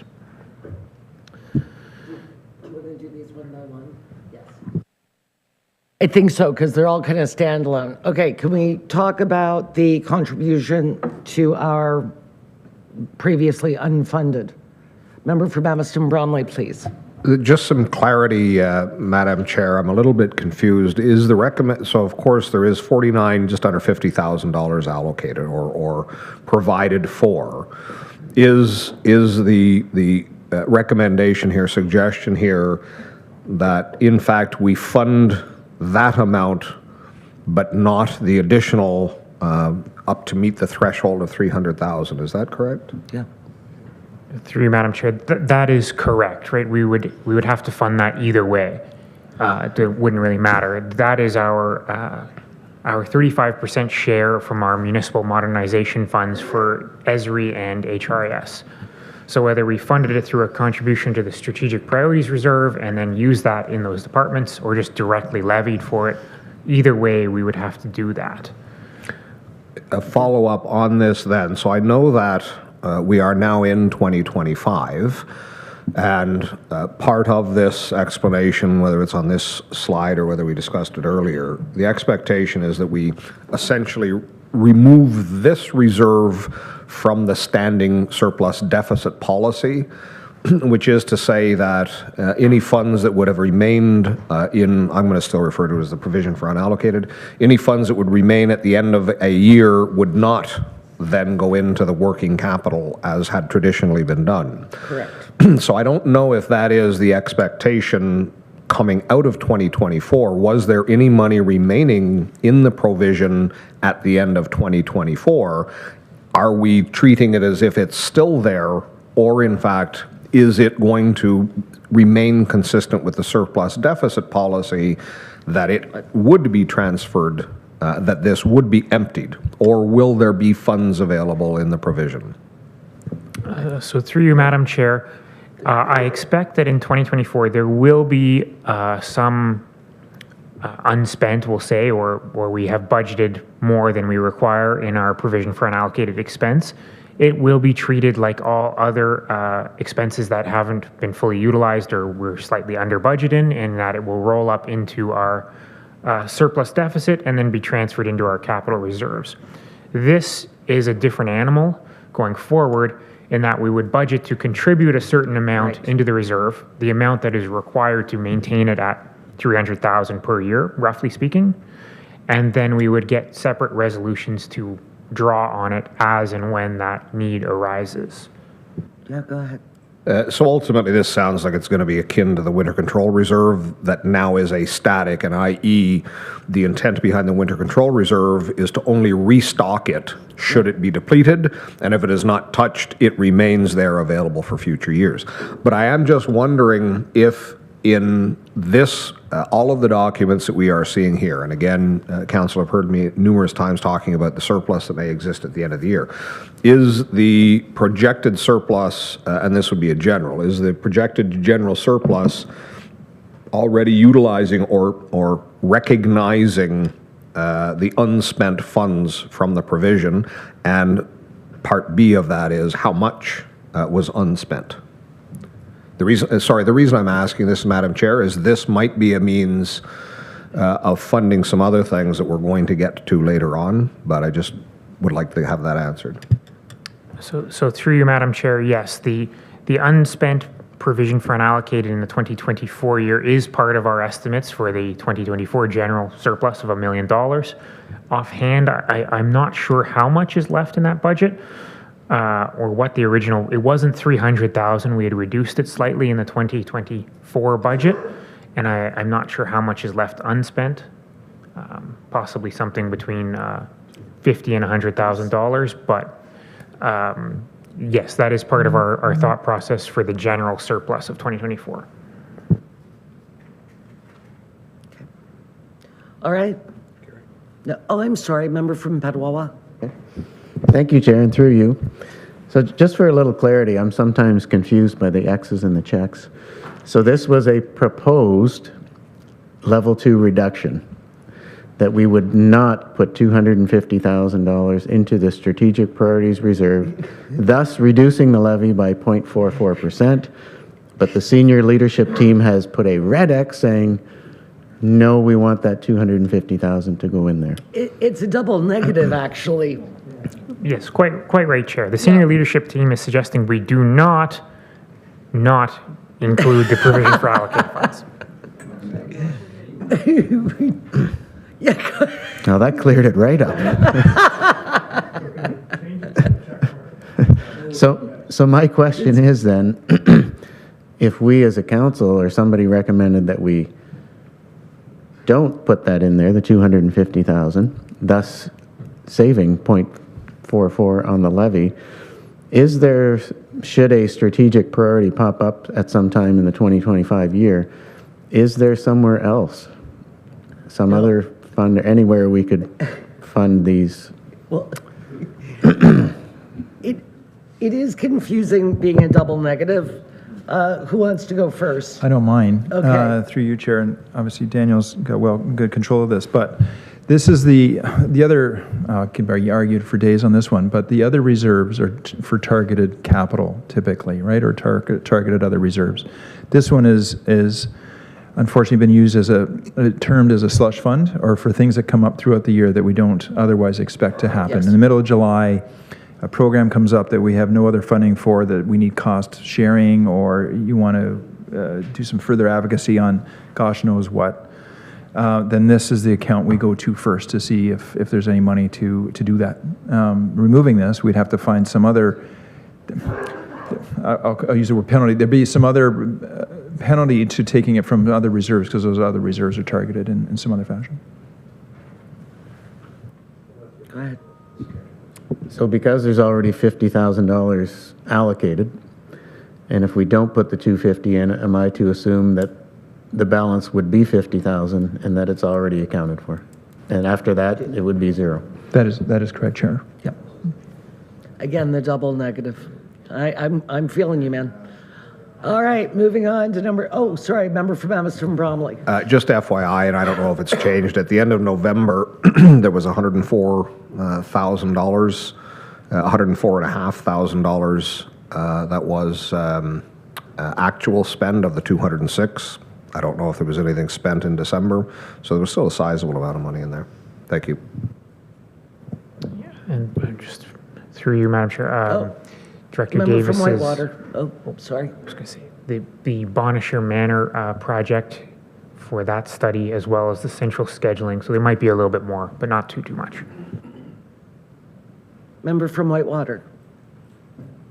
Good, thanks, Chair. I just want to come back to the CAO's comments on this. If through the year we decide an opportunity presents itself, a grant or something where we need to have a portion, this is the first place we would come to draw that funds off of. Depends. But it makes the decision to draw the grant pretty easy, because now we're deciding right now we're going to have that slush fund. In a way, by not having this fund, we'd be forcing a tough discussion on something at the time. I'm pushing back just to see how vital this is to include in the budget. Yeah, through you, Chair. No, absolutely, and I'll acknowledge there were several years where this budget wasn't touched at all. And I think we can look back over a period of 10 years or something. There was years where marginally touched or sometimes touched. I think the municipal modernization program was one of those ones that came at us middle of the year, and they said, well, if you can give this much money, then we'll give you that much money. Or there's a special project if council wants to do something that's greater than the budget for advocacy, let's say, and we need an extra $100,000 to do something, or I'm planning what ifs now, right? But I mean, these are what if scenarios that really have no other place but than this budget. And this would be a first drawdown, or we look at this budget, if it had no other place in other capital reserves. The trails got a reserve and the roads have a reserve. Everybody has different reserves.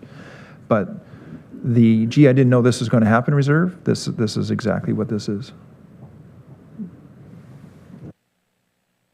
Good. No, and I understand it, and again, I'm not criticizing the opportunity here, but when I weigh it against the decisions such as we made earlier, not to fund 10 other RGI opportunities, I would say that if we're trying to make sure that we're making an impact on the bottom line of our taxpayers, that maybe this is an area we do not fund. And if something comes up mid-year, we have a tough decision and a tough conversation at that point in time about that.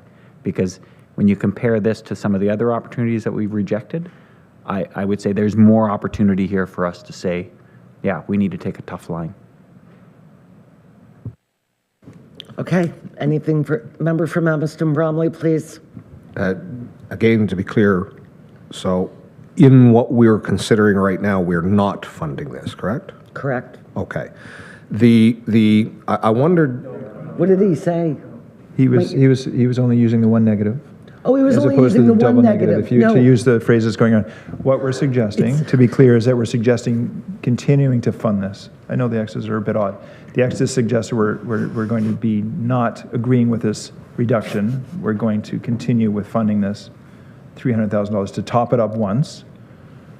This might have been a much better off to have that slide up front of explaining how we're looking at these, because I was actually, Madam Chair, I wonder if even Mr. Burke at this point, so on page 179 were these various level things that was similar but not exact to what we saw at committee.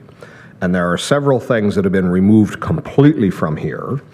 And the growth reserve funding, capital reserve transfer, and strategic priorities reserve have been completely removed off of page 179. And I thought what that meant is that senior leadership is now no longer recommending those things, that they are already removed them from the budget to arrive at our starting point of 6%. Is that correct? Through you, Madam Chair, those were cut. So senior leadership team is recommending we do not proceed with those cuts. And we leave them inside your baseline budget and proceed with the actual activity. Okay, so ultimately then the contribution holiday was somewhat meant to offset the elements that were being returned at suggestion. This is an exercise that staff went through. But given that there were some items that staff were recommending not be up for consideration or that be restored, ultimately I think the only addition was the contribution holiday that made up some of the ground for that. Is that correct? Okay, thank you. My apologies. I can hardly hear anything now. My ears are so congested.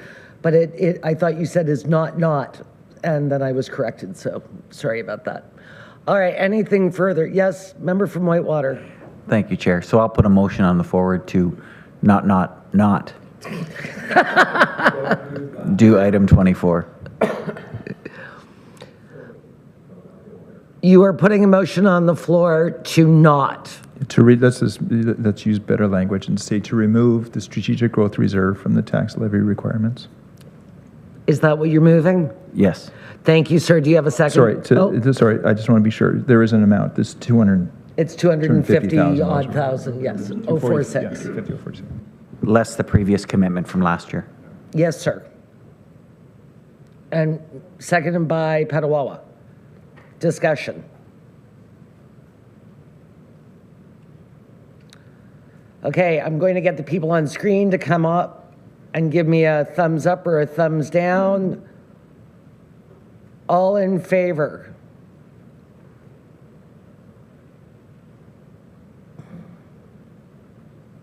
I got a thumbs up in favor. 2 thumbs up. Yep, 2 thumbs up. Okay, opposed?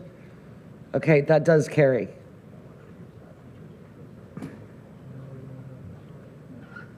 So they're not. All right. All right.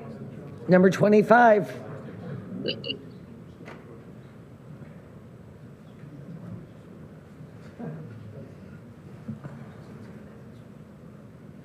Again, I did not have that one flagged.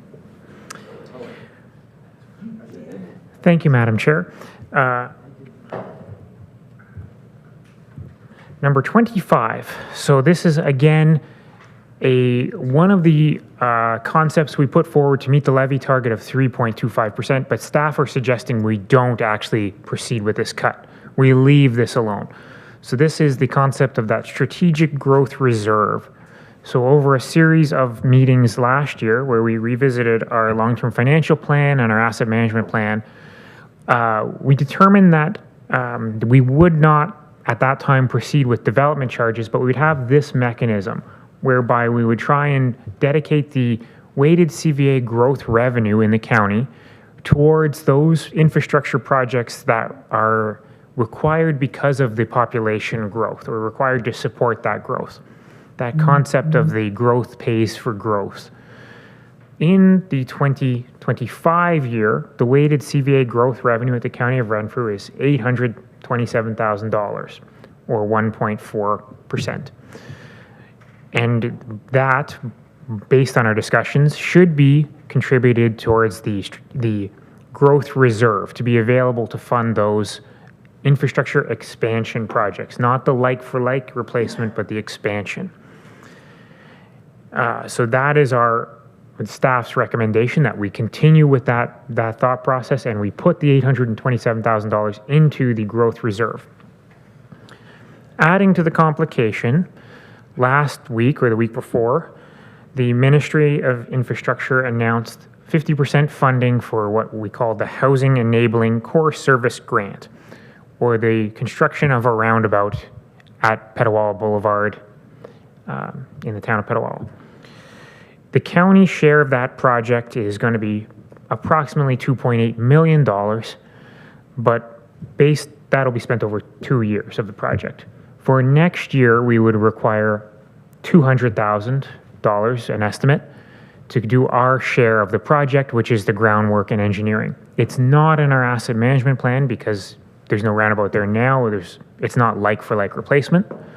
So this reserve, we would suggest that at least $200,000 of it be dedicated towards that project, and then we would have the remaining $600,000 for any other growth-related projects that came up in the remaining 11 months of the year. With that, Madam Chair? This one I had flagged. I'm sure there's going to be a lot of conversation. I'll open it up. Member from Whitewater, please. No, I'm in support of this. Oh. Not being cut. So being included in the budget. I'm sorry. I just want to make sure I'm expressions to make sure I got the language correct. Yeah. So it Because remains again, in the it's kind of a double negative. Yeah. Yeah. Good. The only question I had was the decision cycle, the decision-making process that we established to spend out of this reserve. Has that been identified yet? I know we created this. We haven't in the business plan. We have, or in our funding plan, we haven't planned to spend anything from our growth reserve for 2025. No, but now. What's that? You want me to turn it over to Lee? Go ahead. Yes, thank you, Chair, and through you to Council. Yes, we do have an approved policy for growth reserve. Our goal is once our transportation master plan is delivered to us, we will bring you a list of projects that will be growth related over the next number of years, for sure. But right now, this is the beginning of it, which you guys agreed to in April, that you would create this CVA growth reserve for these growth-related projects as we go forward. But yeah, our goal is to bring you a transportation master plan early in, well, hopefully by the end of, we're having our public engagement sessions over the next few weeks. So once we bring that forward, we should have a list of infrastructure projects that will carry us into the future.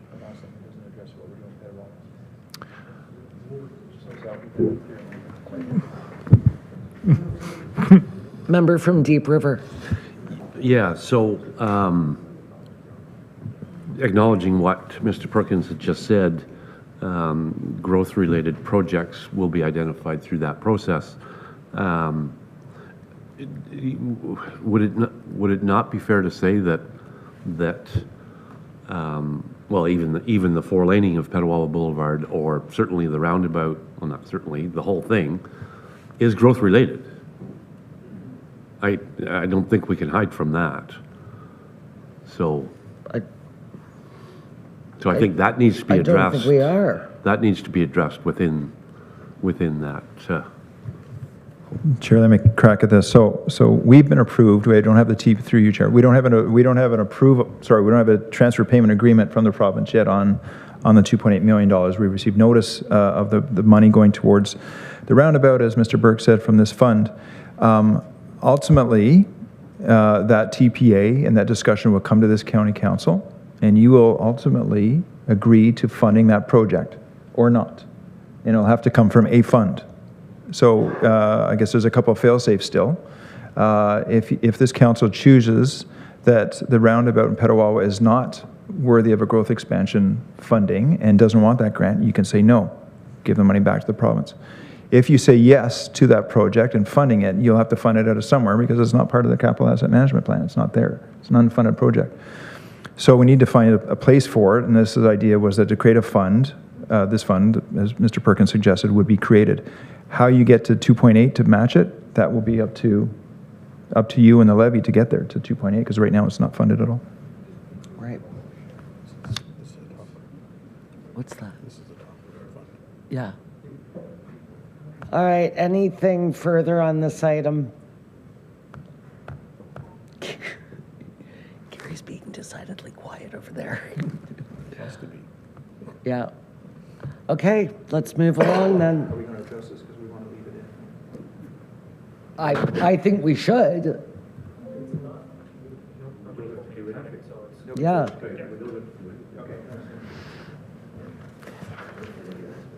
It didn't sound like it was a, yeah. Okay, I thought this was going to be a big one.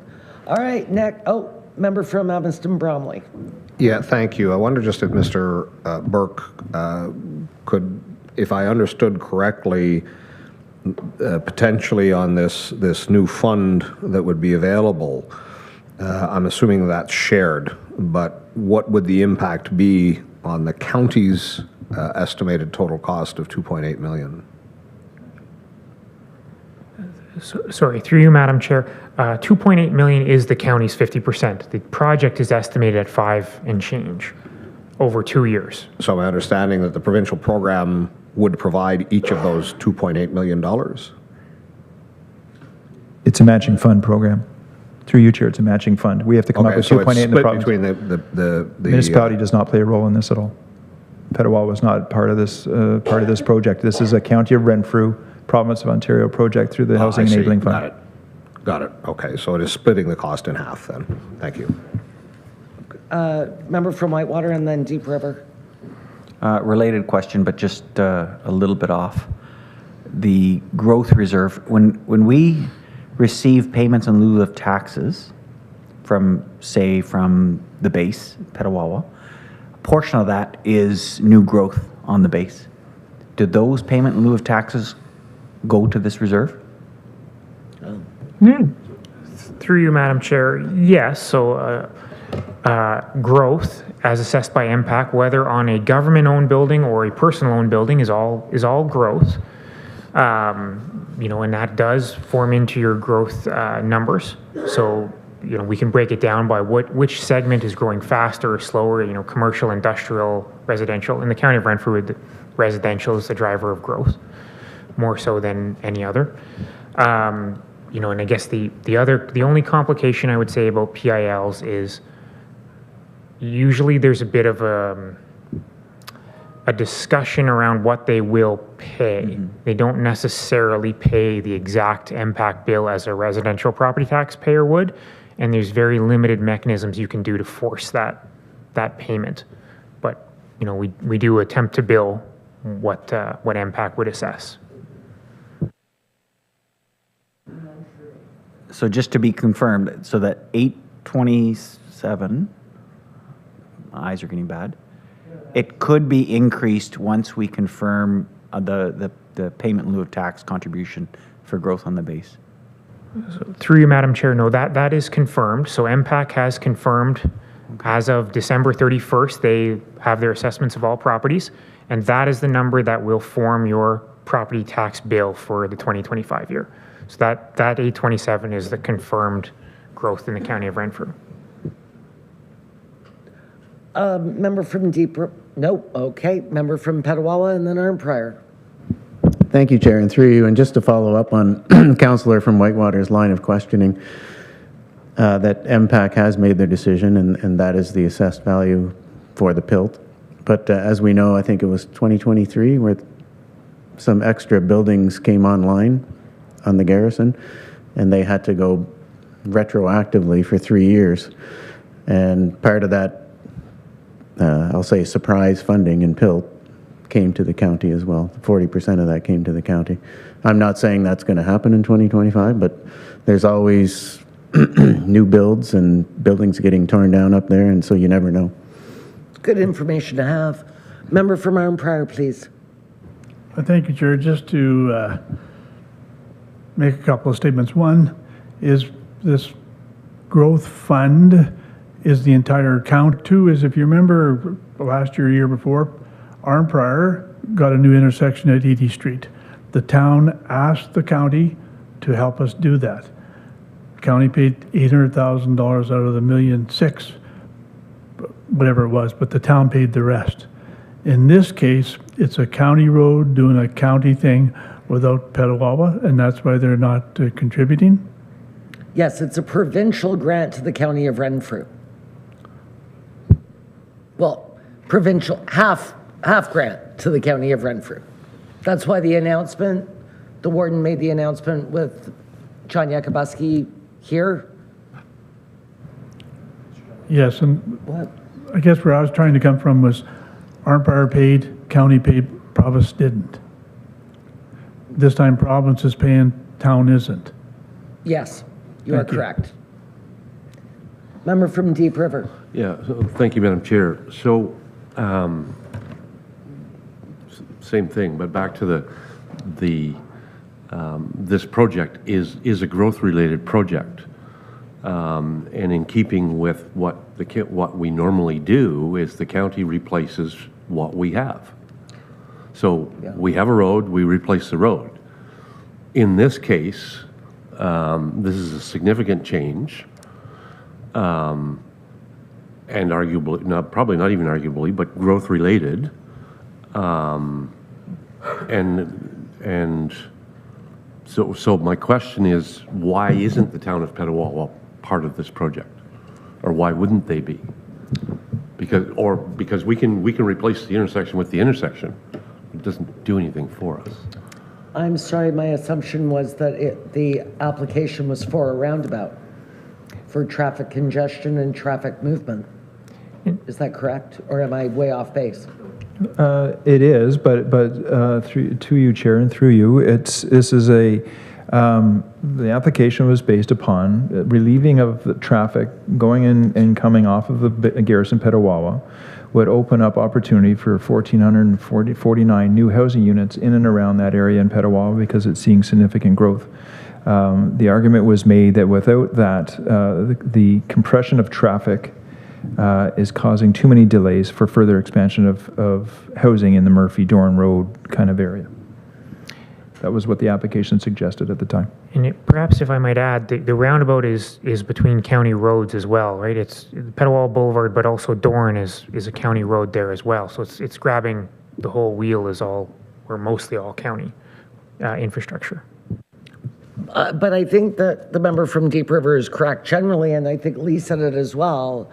We replace like for like. This is sort of a very unusual situation where we've got a real boom going on in one area. And of course, Daniel just said it, that two county roads converge. To back up to Councillor Lynch's point, so when this type of project, if you recall, and this is where this whole conversation started, and this is why the policy exists, when Arn Prior came to us and asked that we contribute to a street light that was not like for like, in a different intersection, I should say, in Arn Prior, there were not funds to do it. Right, so we had to review our asset management plan and essentially move projects around to shift the priority of projects to be able to fund the Arn Prior project.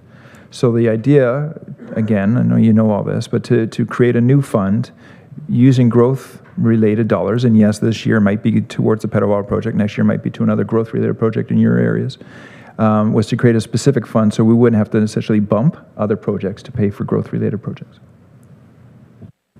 Thank you. Member from Evanston Bromley. Thank you very much. Just for clarity, I think, if I'm not mistaken, what Councillor Lynch is seeking is what distinguishes Edie Street from this road, in that Arn Prior participated in the project last year, where Petawawa is not participating. Off the top of my head, I'm thinking it was because Edie Street was being reconfigured and realigned so as to remove an odd shape and make a straight line. But I'm assuming that there are staff can identify why one would have the local municipality participating and to the current project that we're discussing would not. I'm sure it's not just because there's provincial dollars available. Provincial dollars. Well, through you, Chair, I would have argued that the one on Daniel Street and Edie Street was a growth-related project because it was the fairgrounds was turned into 100 units of housing in Arn Prior. And if we had had the growth-related expansion program fund, or the reserve, we would have tapped this before reaching in and bumping projects out of queue to make that work at that time.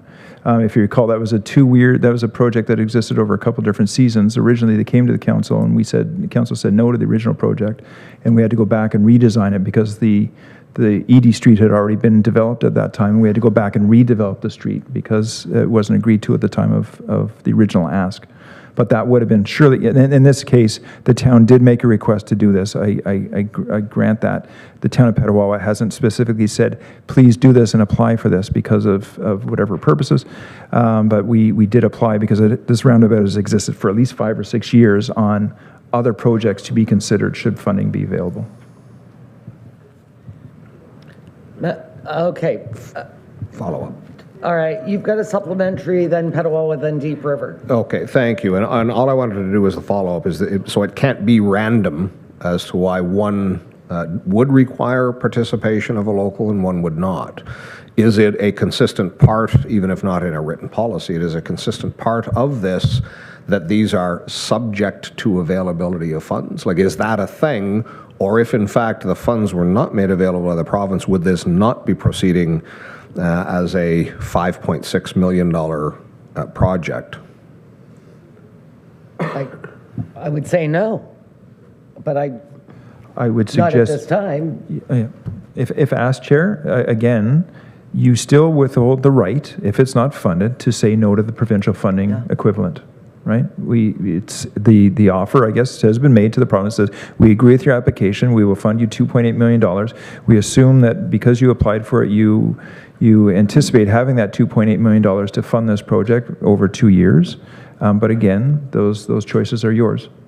That's not precisely where I was going. Where I was going was if there were not a fund available that we could apply to for 50 cents on the dollar, would in fact we be considering doing the roundabout at $5.6 million without a contribution such as Councillor Lynch is referring to in last year's project? I think Mr. Perkins wants to respond. Yes, thank you, Chair. And through you to Council, I'll try to express some history here. So the previous member from the town of Petawawa moved through Council, and I'm working on getting the Council the motion for it, to have Petawawa Boulevard expansion on our asset management plan as an unfunded project. So it's listed on our asset management plan as an unfunded project. Council at that time had the foresight to go ahead and get a design done for 2 roundabouts, one at the Garrison and one at Doran Road, and county council actually paid for that. At that time, it was $300-something. Again, it went into our asset management plan as the proposed expansion for Petawawa Boulevard, which again was 2 roundabouts with the design to be for 4 laning. It did sit in our asset management plan as an unfunded project, and if funds became available, we could move forward on it. So when this opportunity came up to apply for a grant, we did indeed apply for a grant, and we were very fortunate to get a grant. But to your question exactly, this one is a county project. This is in our asset management plan. We hoped to do it at some point in time. We did have a shovel-ready project, fully designed, fully ready to go. So when they offered the opportunity to apply, we did. We got it. So again, as to the CAO's comment, when the time comes to come up with the other 2.8, the matching dollars, you as the body could say no, and we could give the money back to the government. But I would hope you wouldn't do that. But that's some of the history of how we got to this point. So if that helps, I'm not sure, but I will find the proper motion that was moved by Mayor Sweet at that time. Member from Petawawa, please. Thank you, Chair, and through you. Just to follow up on the CAO's conversation about Daniel Street in the town of Arnprior. Last year, Murphy Road was a growth project, and the town of Petawawa approached the county because the policy at that time was to just replace what is there. So shave and pave Murphy Road. But as a growth project, we felt in the town of Petawawa that because of that road and its usage in the town, it required more sidewalks and MUPs, and we came to an agreement to fund 50% of that project, much like the Daniel Street project. But it was us who approached the county. So to the question of the councillor from Admaston Bromley said if we didn't have this 50% funding, would this project proceed? And the answer was no, because it's this funding that's pushing this project forward. So along that line of thinking, if the county came to us and said, we have 50% funding for this project, does the town have $1 million to contribute to this? The town probably would have said, no, we don't. And that would have stalled the project.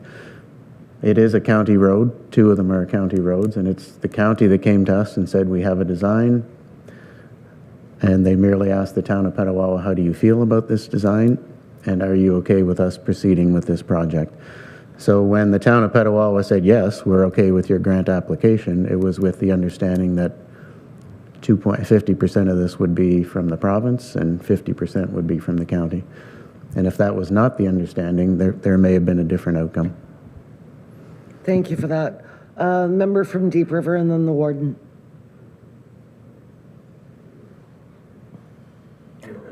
No.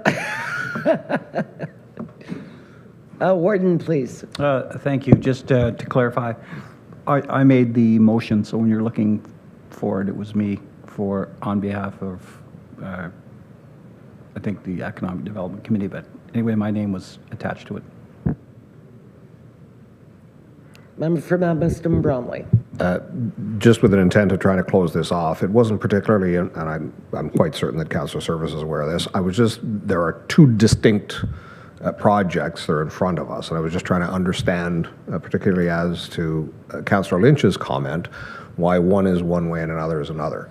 Ultimately, once again, like our last council meeting, I'm going to suggest that particularly that we are now establishing a growth reserve and that we have these items that have not heretofore been on our app.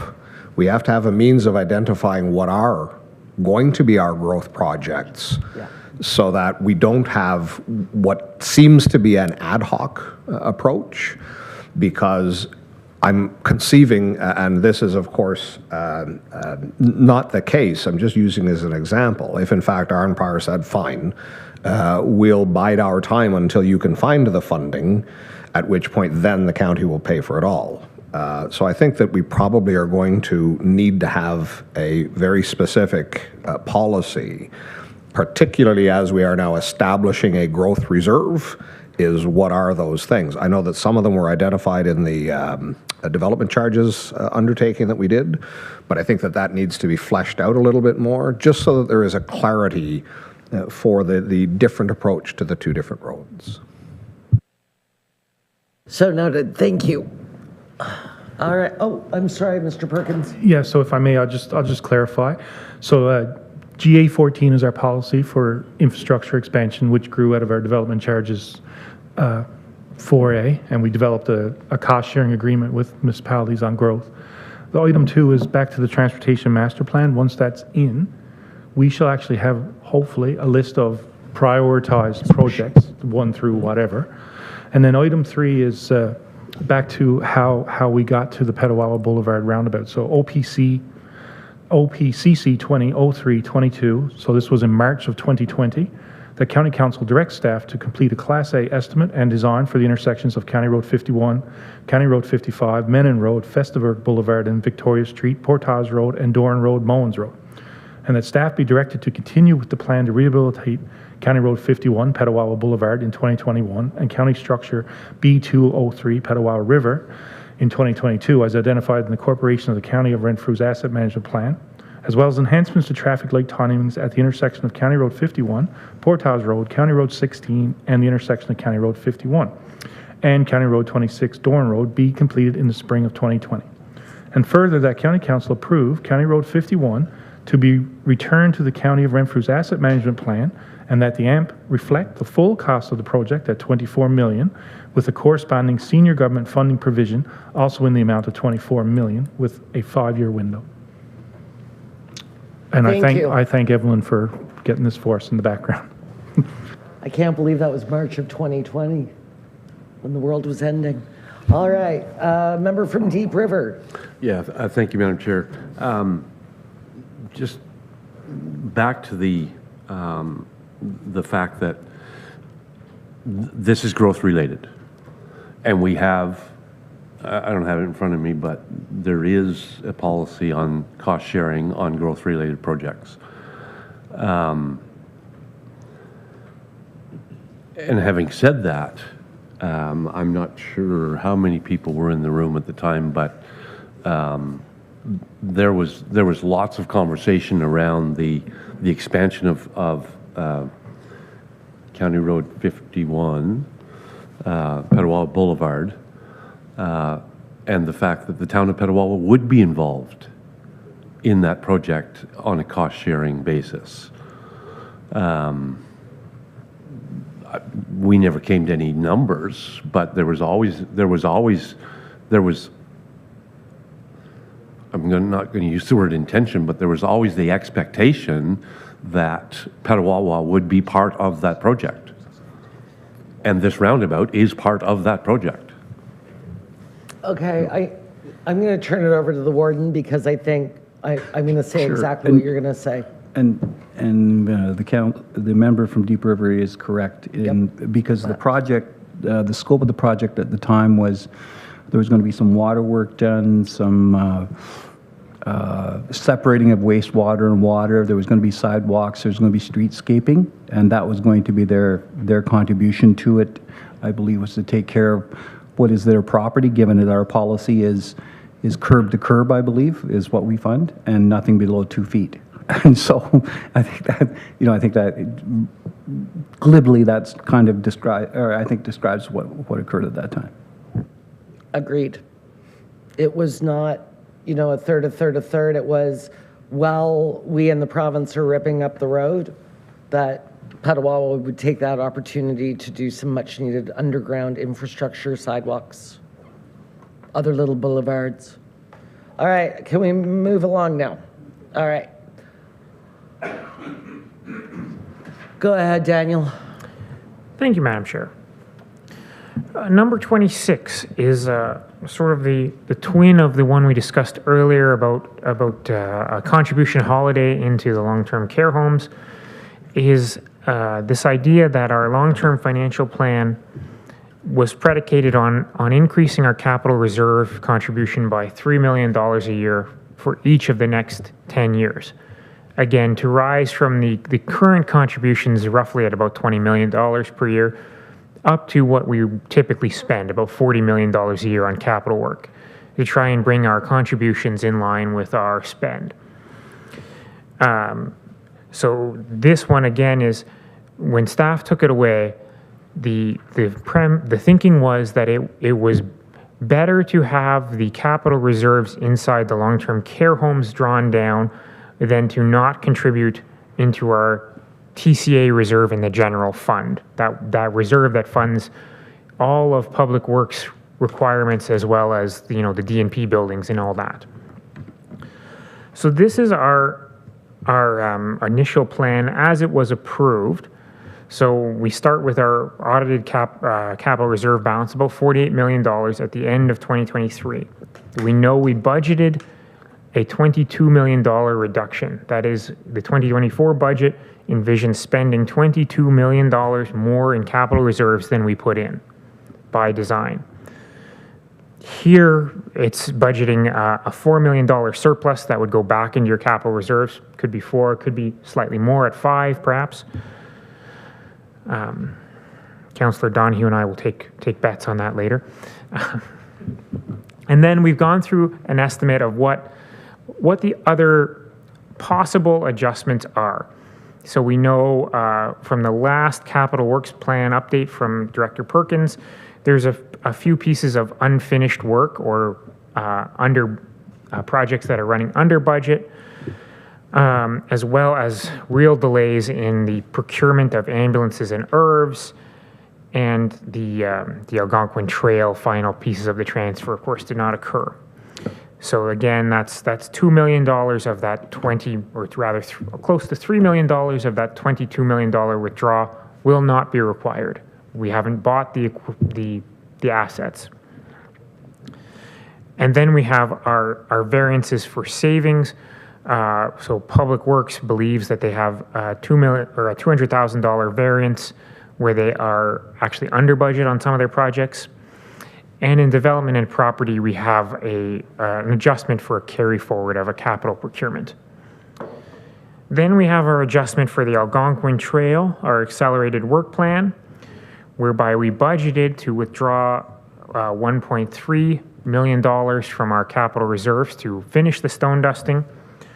And we expect that we will not have to spend all of it. Sorry, we budgeted to spend $2 million. We're actually only going to spend about $800. So that's 1.3 that we will not withdraw from our reserves. But then it's also this $830,000 first charge on our surplus to repay them. That's the way that mechanism works. And all of that to say, we expect we will start 2025 with something around $33 million in our aggregate capital reserves. We would like to contribute $21 million to those reserves, which is $3 million more than the year before. And we believe that will get us enough to sustain the plan. If you notice, the charting is not perfect. We'll have to play with some of the timing of things, but again, 10-year plans are always sort of a high level and will change proposition.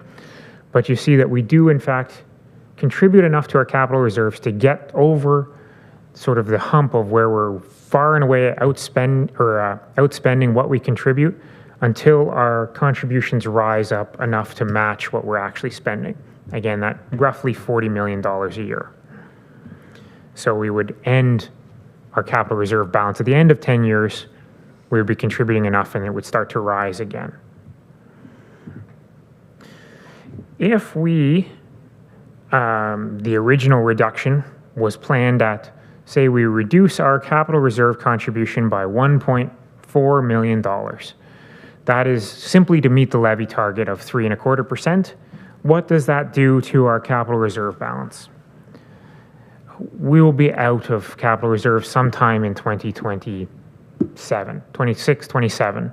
We will have fully exhausted the capital reserves based on the current plan.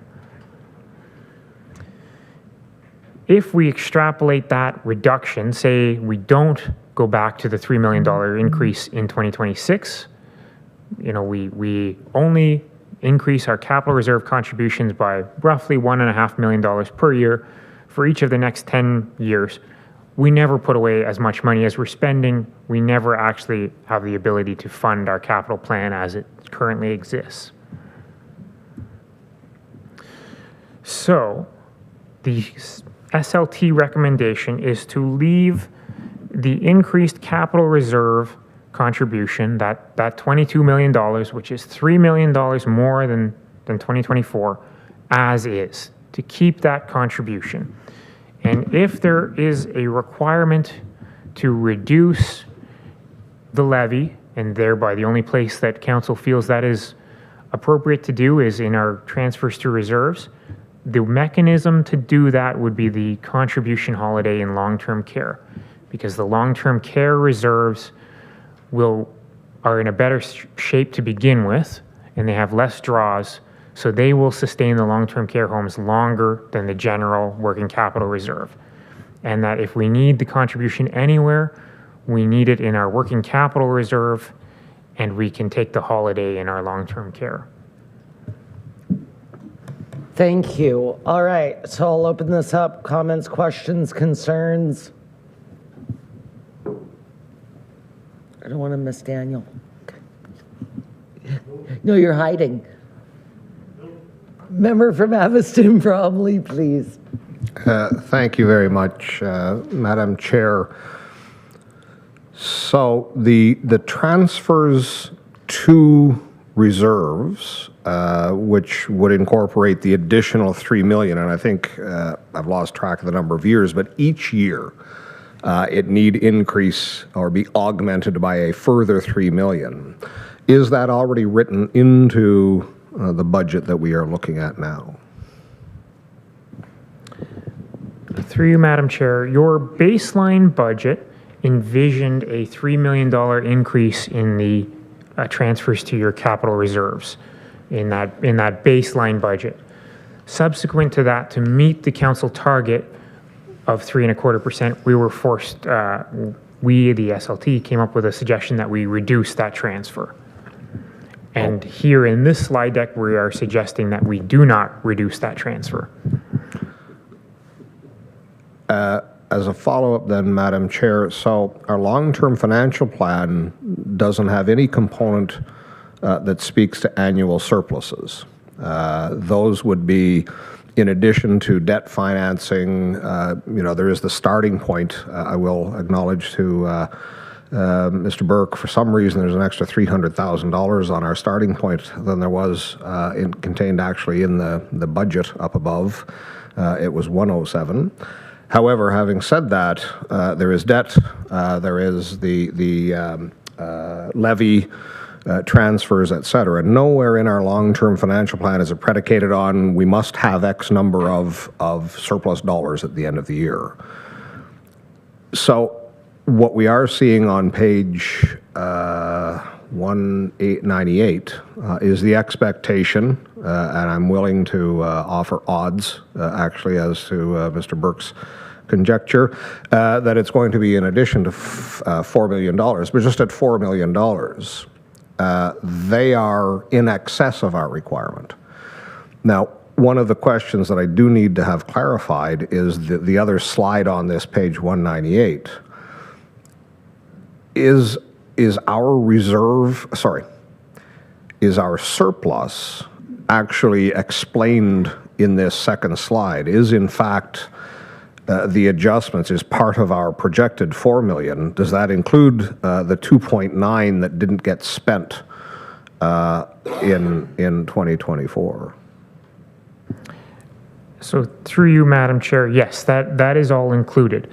Everything on these slides about estimates of surplus, estimates of capital work not finished and carried forward, eventually rolls up into your opening reserve number. We'll say 33 million.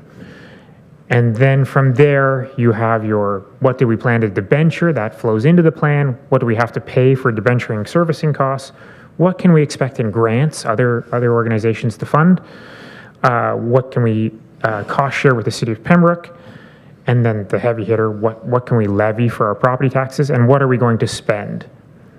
And so that's where we come down to the balance of, at the end of 10 years, we'd have $10 million in capital reserves. That is the predication of the plan.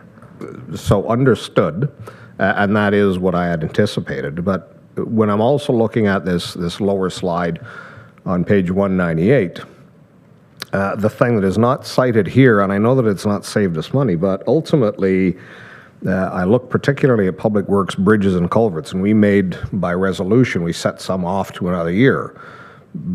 But we didn't actually sit on that dollars. We extended, I think we almost doubled the length of Opiongo Road, not quite doubled it, but probably increased it by 70%. We also found the money there to participate in the growth project that was Murphy Road. So we were funding other things that here it's shown just as these are things we didn't spend on, but we didn't spend them on there not accidentally. By resolution we said. So we actually gained, but there's nowhere does it show up here. I don't know what the estimation of on a future year of the additional work on the Opiongo Road was, but we already did it in 2024, and it wasn't projected at least until 2025 or 2026.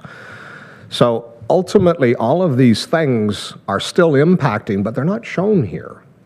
And there was a benefit to drawing forward that additional work on the Opiongo Road. Murphy Road it was a slightly different thing because, again, that was going to be an expansion. We were going to spend X amount of dollars, then we spent substantially more based on the revised design. But ultimately, where I'm going with consistently on this is I'm not saying we don't transfer into reserves, but what I am saying is if there's a surplus left, we had not budgeted that our long-term financial plan was predicated on having X dollars of reserves left over at the end of the year, and if we do, that's additional funds.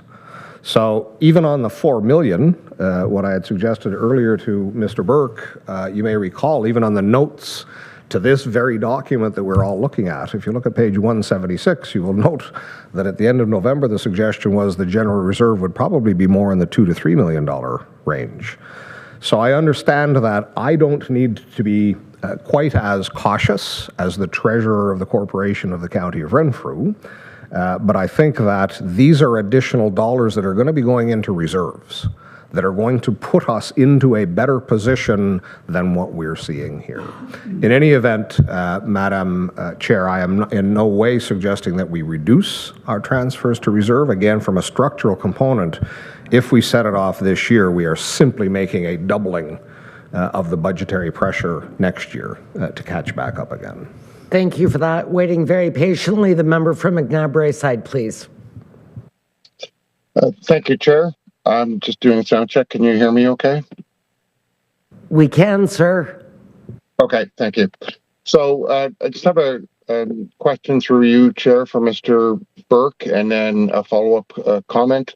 So just to confirm, this long-term plan that we're looking at, we've been through a number of times, it is predicated on the premise that we're going to be dropping the budgeted pavement condition index from around 70 to around 60. That still remains in this plan, please. Is that correct? Do you want to answer, or would you like Mr. Perkins to answer? Mr. Perkins would like me to answer, Madam Chair. Yes, sir, that is correct. That was our target. We were averaging, yeah. I should say, averaging 70, and it is forecast to decline over the 10 years, yes. Thank you for that. And your follow-up. Oh, yeah, thank you, Chair. Yeah, so based on that, I can't see any way that we can reduce this capital transfer this year, so I'd be in agreement with the final recommendation to keep it at the $3 million for this year. Based on those pressures, the hope, again, is that the surpluses that we accumulate over this 10-year period will be instrumental in us avoiding such a significant drop, call it from 70 to 60. It'll require a lot of roads to be, or sections of them that we're redoing to be reconstructed as opposed to just rehabilitated. So we're into other financial pressures as we drop that PCI. So I would be definitely in agreement of keeping the full 3 million transfer. Thank you. You are correct, sir. Thank you for those notes. Member from Whitewater, please. Thanks, Chair. Question for Mr. Burke, if I can. And I just want to make sure I can repeat this back to what I've heard. But when I look at that blue line on the graph behind you, that blue line assumes no surpluses. That blue line is just our continued increase in contribution of 3 million additional each year. Is that correct? So through you, Madam Chair, that blue line assumes that your starting point will have a $4 million surplus in it, but the remaining years, no, we would not budget a surplus inside of our long-term financial plan. But the more or less certain 2024 surplus is built into that number. Follow up? Thank you, Chair.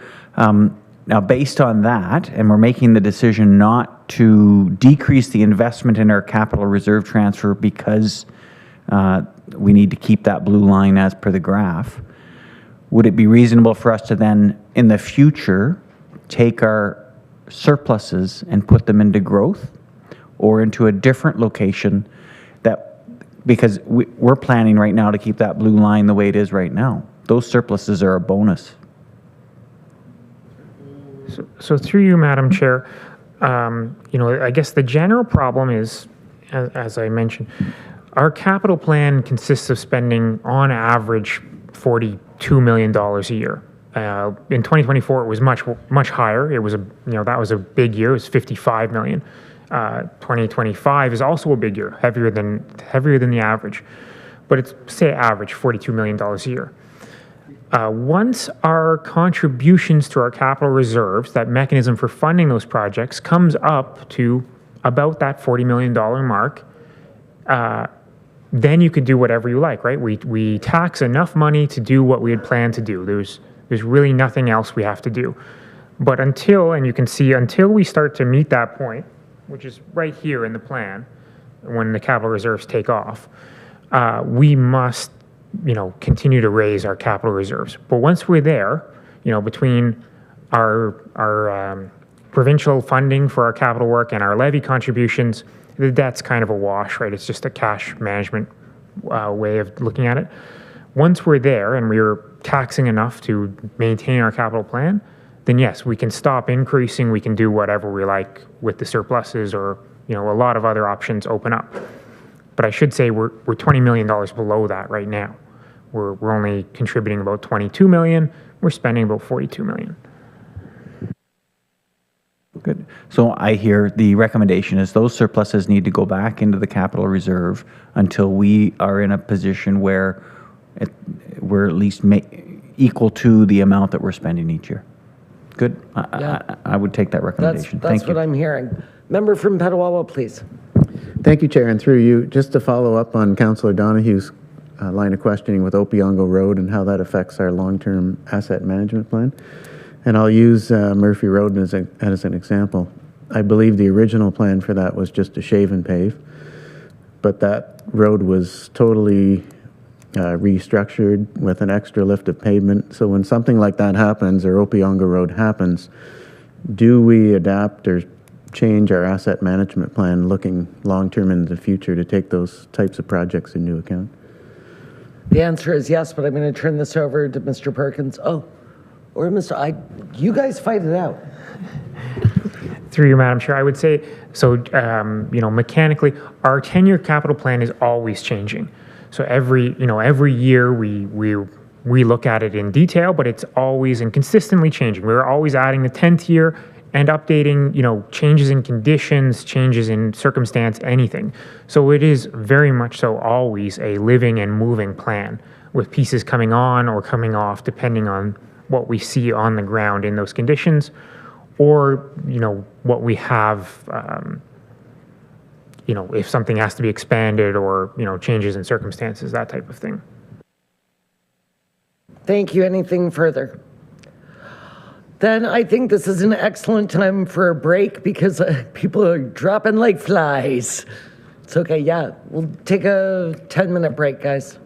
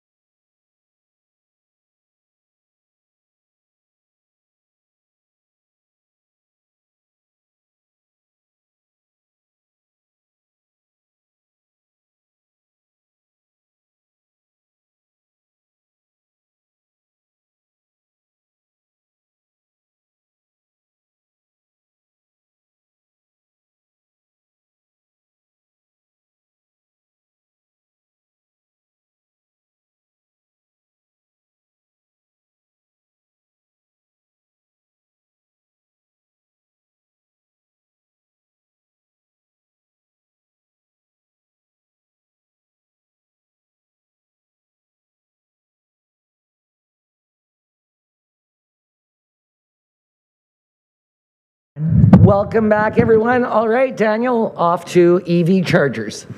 Thank you, Madam Chair. Into the development and property section.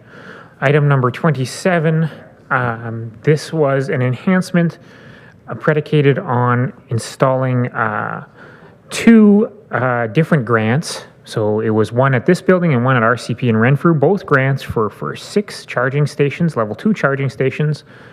They would fund up to $45,000. The thinking is that they cost $100,000 each.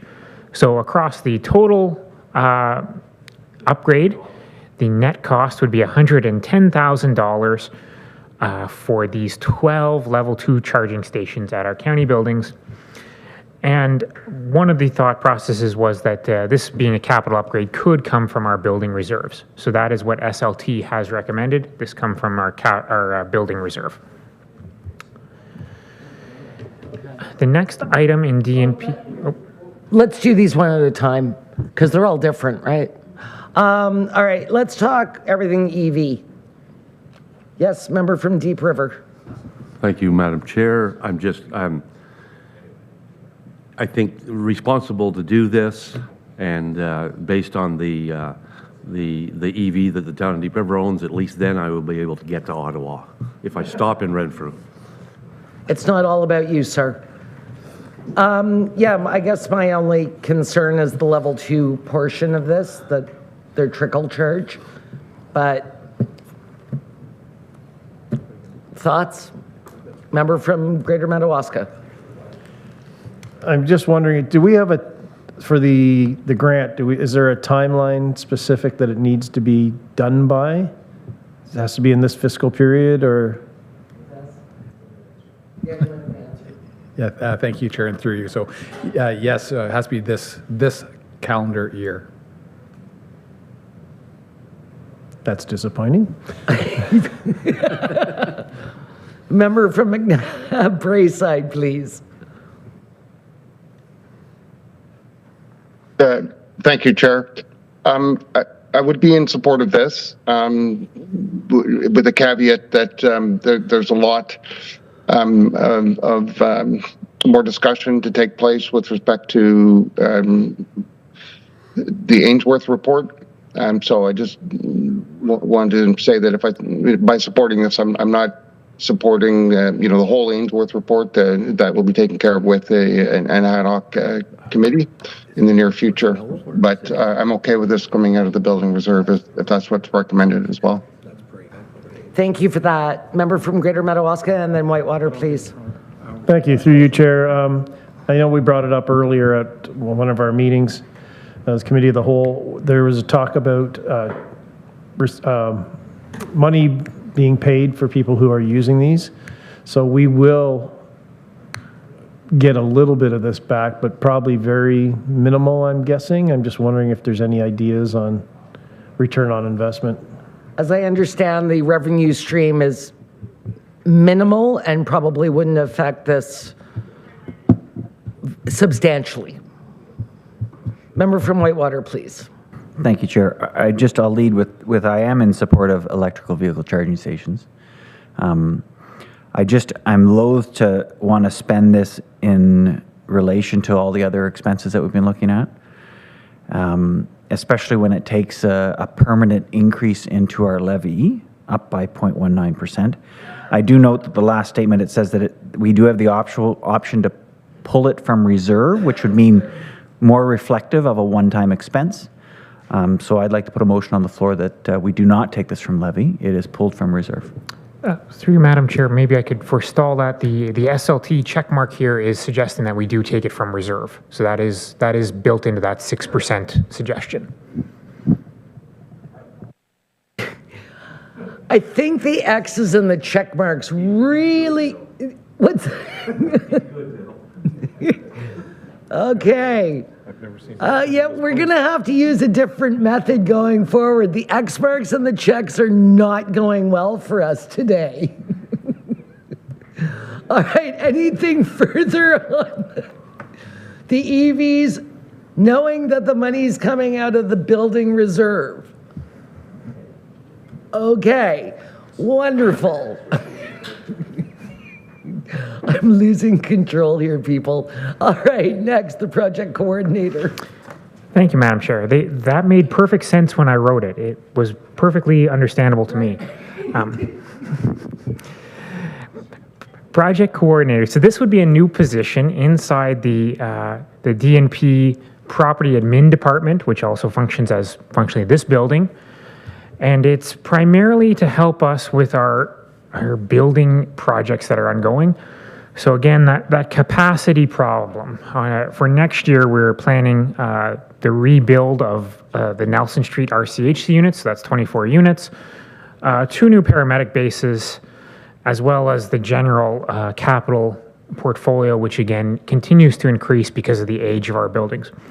So it was felt that the capacity inside the property department to complete those projects with the current staffing levels wasn't there, and that this would be the requirement to enable us to actually achieve that work plan.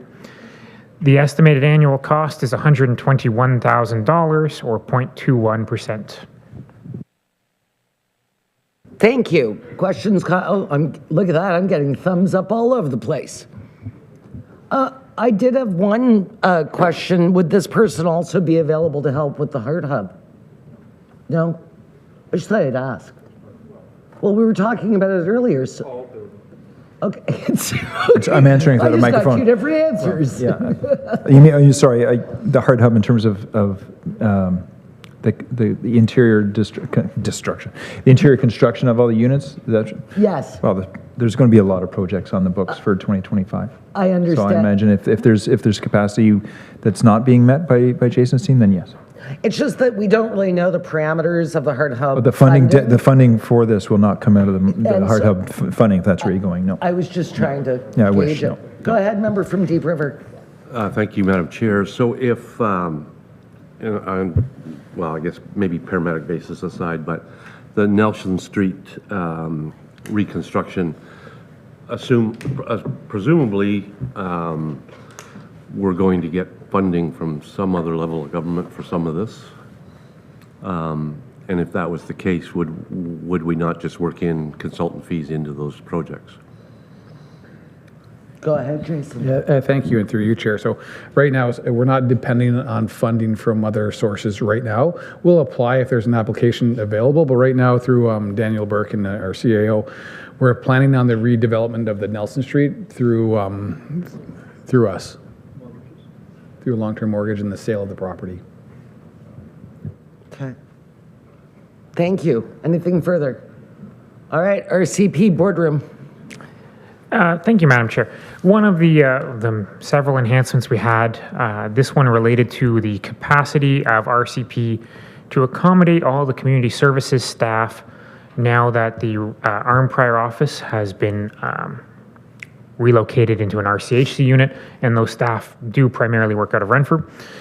So it was felt that we would need approximately $60,000 to expand the renovate RCP to accommodate a boardroom big enough to hold all community services staff. And in review, SLT feels that this isn't the highest priority this year. We'll put it on the back burner for a while.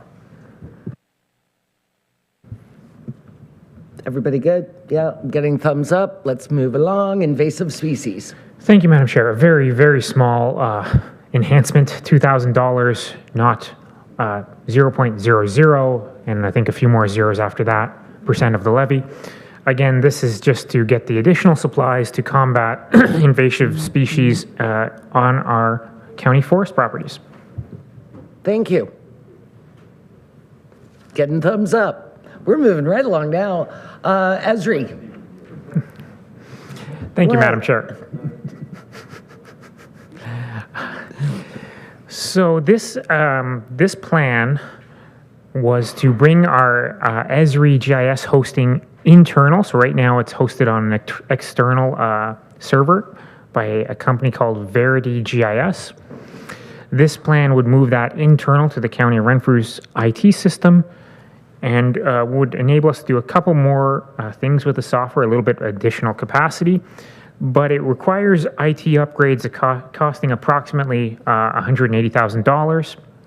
Those are typically replaced on a 5-year cycle, and it would only save about $30,000 in hosting fees annually, so it has no payback period, but it would increase our capacity a little bit with that software.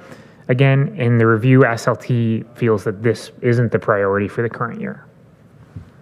Thank you. Comments, questions, concerns? Awesome. The RIP that we're not calling the RIP anymore, are we? Oh, I think I have we're not one there. more. Sorry. Yes. Right. Sorry. This one, also related to ESRI, is that the original ESRI upgrades were done via the Municipal Modernization Fund and our provision for unallocated expenses. That 3-year period that we purchased with those funds expires at the end of September, which means that we would then have to buy the licenses now going forward on an annual basis. That annual cost is about $110,000. Only a quarter of it would appear in the 2025 budget year, being October to December, but it would be $110,000 annually. We estimate that approximately 65% of the usage in there is related to lower tiers, and so we could theoretically have this charge back to bill out that licensing cost to the lower tiers, essentially transferring costs from upper to lower tier. Again, based on the discussion at SLT and in the committee meeting, this would just be a download, and we didn't feel that that would be a significant benefit to the county. So we've suggested that we don't do this charge out.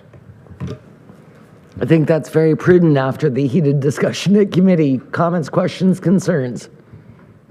Let's move along.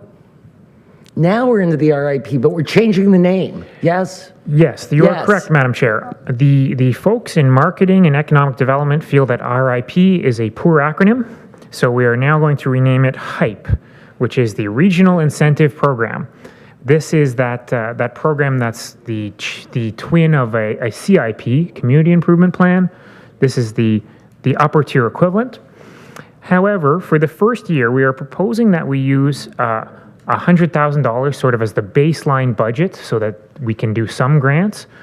But we are proposing that we use our Safe Restart Reserve or our Cannabis Reserve now that we feel they're not wholly required to run the MESA program with the Heart Hub funding. We can divert that funding towards this program. So we were proposing that we do it, but we fund it via our Safe Restart Reserve. Comments, questions, concerns? Seems like it's a good opportunity to use those funds. Thank you, Madam Chair. Another item we talk about every year, our ERC, that's Enterprise Resource Center, which is the program that runs the small business summer company and starter company programs. This is similar to what we spoke about in paramedic services earlier in the day, is that the funding going into these programs has been at the same amount and consistently level for the last number of years. Likewise, when the program was originally rolled over into its current version, we were permitted to keep the surpluses we had from the previous iteration of the program for use going forward. So we have this provision, or this funding that we've retained since the beginning of the program, which was 2019 was the last time we had it. And it has a balance of approximately $50,000, we believe, at the end of 2024. We were proposing that we would use $48,000 to offset that flat funding inside ERC, where our costs continue to rise, specifically for administration and the program staff, not necessarily the cost of the grants themselves. But and we would offset that increased cost with this old ERC surplus funding. All right, comments, questions, concerns? Oh, member from Whitewater, please. Thanks, Chair. Just the costs, are they reoccurring? So this is going to be a repeated problem for next year to source? Through you, Madam Chair, yes, that is correct. So for the last, since I've been here, I guess that's the last 5 years, we have consistently needed to draw on these surplus funds. 2025 will probably be the last year we have enough funds to do all of that, and then for 2026 we will have to think again about how we fund these programs with flat funding. again, I do believe it is another point of advocacy that these ERC programs have been held at the same level for the last 10 years or so.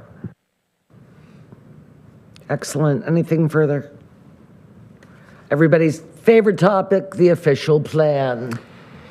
Thank you, Madam Chair. To alleviate the pain and suffering, SLT is recommending we do not proceed with an update to our official plan at this time.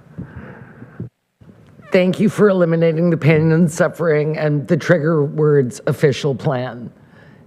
Yes, member from Greater Madawaska, please. Just to be clear, we were going to have a consultant in for this, and that was what the 250,000 was going to be for, is that correct? Yes. And because we're not having a consultant, we don't have the capacity within the planning department to do it themselves? Through you, Chair. So, no, we do not have capacity. So it's just not the consultant for the actual text document and the public meetings, et cetera, et cetera. It's also hiring the consultant to review a lot of the GIS or data layers, especially the farmlands. So it's really a different approach than before. Before we used class 1, 2, and 3 farmlands. Now we're looking at a systematic approach, which is directed by the province to do this, and that's why we need the additional support. Thank you. Anything further? Apparently AI is not an option, by the way. It's getting close, apparently, yeah. Member from Amiston Bromley, please. Thank you very much, Madam Chair. So if in fact Council sees fit to adopt kind of as is here, I would suggest that Mr. Davis, perhaps there might be a provision. This will now be, we will have nothing allocated to this. So perhaps this is an item that could be funded from unallocated, that we are going to fund for the year, almost dollar for dollar, as it turns out. I want to see the member from Amiston Bromley put that on the floor as a motion. Okay, we're going to move along from the pain and suffering. All right, contract planner position, please. Thank you, Madam Chair. This is a purchase service that we had added into the planning department budget a number of years ago to help deal with the backlog. Currently, planning is understaffed by one full-time planner as of today. So the staff are planning to continue to use this purchase service until we can come up to our full staffing complement, but we don't need to budget for it, and we have a vacancy already. And we feel that once the planning department is at full capacity, we can not proceed with this contract planning position, and we will be okay without that. So SLT feels that this is an area where we can do that level 1 reduction, save $25,000. Thank you. Comments, questions, concerns? Member from Laurentian Hills, please. So does this include the service you provide to the lower tier municipalities? For instance, we contract planning services from the county. I don't believe it does. It doesn't affect our contract with the county. Nothing changes? No, through you, Chair. So nothing does change. This is just additional staff or a part-time staffing position, so this will not change your service levels. Thank you. Okay, so the next couple of slides are the SLT recommended budget, but it is now changed. So Daniel, do you want to show us the end? Sorry?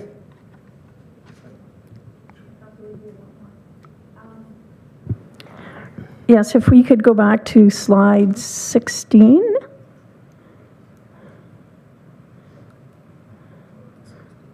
I would like to make a motion to add 6 rent supplement units at the cost I believe would be $48,897. And do you have a seconder? Seconded by the member from Whitewater. Discussion. Well, this is not precisely the same because we had already considered a resolution on 5 at the time that we were discussing this. So with each number change, is it now novel, or have we already voted on this and it was unsuccessful at that time? It was an amendment to the initial resolution to restore it. I was just going to ask if this is actually a reconsideration. Well, this is part of the conversation that the clerk and I have had. And the clerk may correct me, and I don't know why I'm talking, because the clerk can do this as well, is that the original motion was for 10, then the second motion, the amended motion, was for 5. Right. This is a whole new motion as we interpret it. It's close, but it's the same topic, we understand, but the actual consideration is for 6 units. Member from Deep River. I disagree. I mean, and this is the exact reason why we have the notice for reconsideration. I mean, so we could do this one, and then I'm going to put a resolution forward saying we should do 4. It's not significantly changing it. It's the same concept. It's changing it by 1 number, so.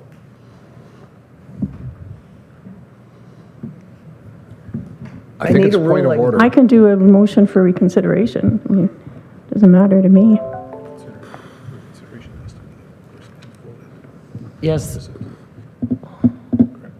Hold, please. I just have to pull up the weighted vote, unless the clerk has it. No, because I just don't know whether the member was on the majority or the minority of the votes when it was weighted. Minority.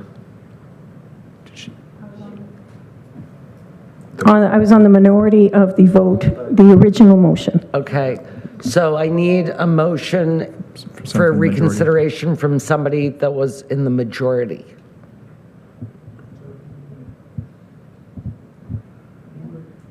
Warden? I wasn't, but respectfully, you could also get a motion to suspend the rules. Oh. Okay. There's a slippery slope. No, I recognize that. I need a ruling. You're the chair. Yeah, you're the chair. I forgot. Vice Chair, what do you think? I'd ask Debbie if she wants to support her motion. Yes, because Debbie was a no. She was, yes. Who else was? Yes. The majority for the motion from James, Ross, that was a no. So the no people have to vote on this one. Ann was a no at that time. Yes. I can't make the. Can you use your microphone, sir? There was 2 motions. First one, we forgot about momentarily. James made the one for 5. Right. That lost. Ann voted against it. And the against people won. So we moved back to the first one. So Ann, being in her capacity as a passing of the second one, because you won that thing. No. It got defeated this is your double negative. So by winning the negative, they won. She was a negative then, she's a negative now. To get the majority or 3/4 of this council to proceed, Ann does this along with somebody else who voted against that, and then we vote on our 3/4 of the people here to do the reconsideration.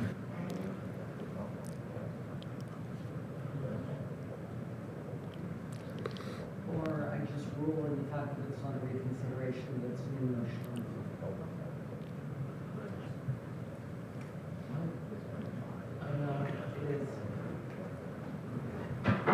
It's really dangerous as a new motion, just because as the member from Deep River said, then somebody can put on the floor, well, how about 3? All right. Does anybody that was in the majority oh, excuse me, I'm getting late breaking news. 1 moment, please. So your majority. Majority of the motion that was passed, or majority of the motion that was passed, not the second motion. So that's your weight. Majority of the motion that was passed, yes. So James, Glenn. Yeah, we're going to use majority as the people voting, not the weighted vote. Yeah, no, that's what I'm looking at, the 8 to 7, thank you, yes. James, Cran, Michael. So James could make the motion. It's completely up to James. We went would have to unkill it. That's what council decided to do, is to get it out. That's the one that would have to be reconsidered. That's the first step, to kill the previous one. Yes. Yep, that's the one, yeah. Yeah, but not the weighted. These are the people.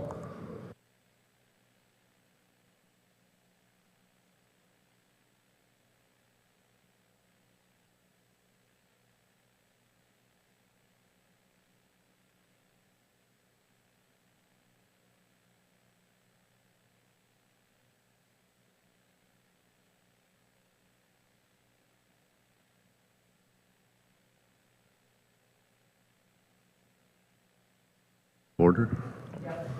So motion to reconsider can only be entertained if there's new information that we've been given that changes our thought process, or there was a significant error made in the original motion. That's the only reason we can reconsider something, not just because we don't like it.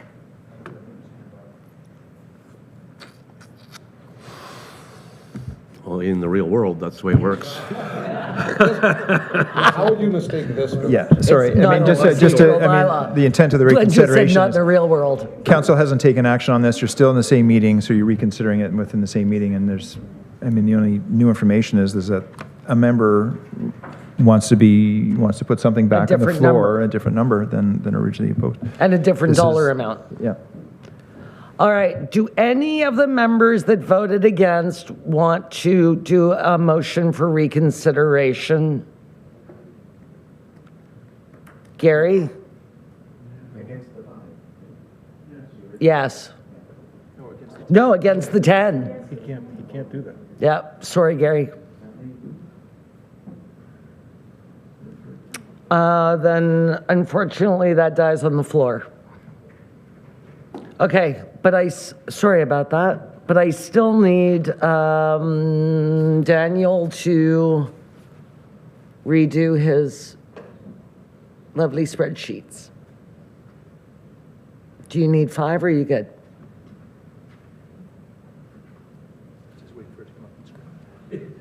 Clickety-click, Barbatrek. Thank you, Madam Chair. As we begin the final considerations, if we take the simple starting point of the SLT suggested budget of 6%, we are adding back in 1/2 of the estimated cost to reach our 4 hour of care funding. And then we are going to take that half cost out of our capital reserves in long-term care, so that's a no levy effect.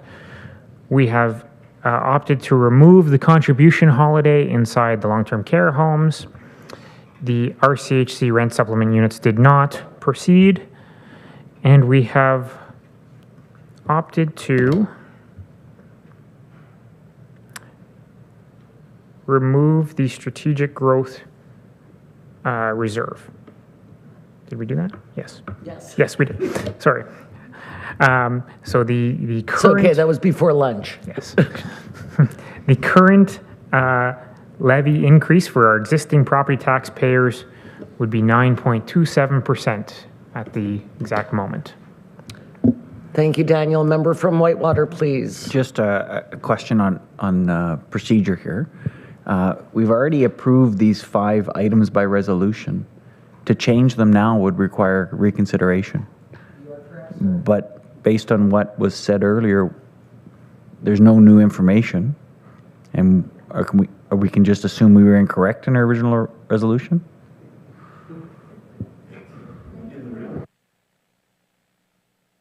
So I believe from what our CAO just said was that a reconsideration can be sober second thoughts. It does not necessarily have to be new information, except Councillor Doncaster did say it, except in the real world. So I'm not sure what road we want to go down here, but yes, as far as I'm concerned, we're in the same meeting, seeing it like this, go from 6% to 9.27.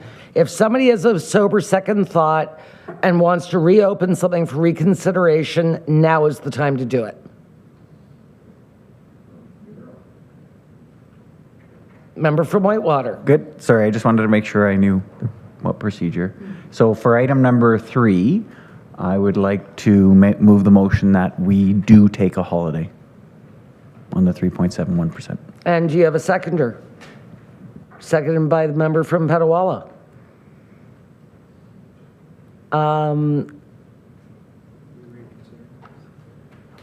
The holiday. Yeah.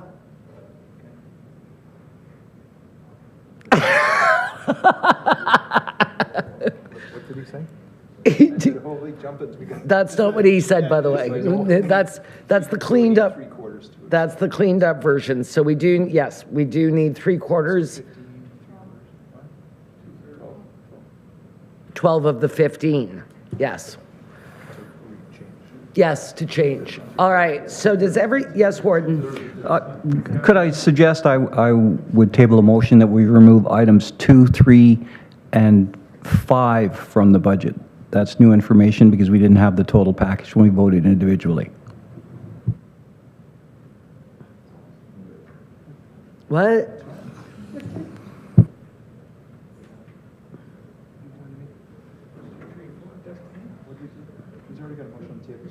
Yeah, there's already a motion on the table, Okay, Warden. I'll reword mine. You just hang on. Just hold your horses over there. Is he amending the motion then to reconsider? I don't know what he's doing. Can we decide on the holiday and then we'll move on? Well, on the floor, there's a reconsideration Exactly. vote and ask to reconsider taking a vacation contribution holiday for long-term care. So to move that reconsideration vote forward, we need 2/3 vote, the majority of the members present, before we can actually debate that. Right? Oh, right. Right. Okay. Yes. We have to get to that point. Before we can debate it. Yes. So that what's on the floor is a reconsideration, then we debate it, then we vote on it. That is correct. Thank you.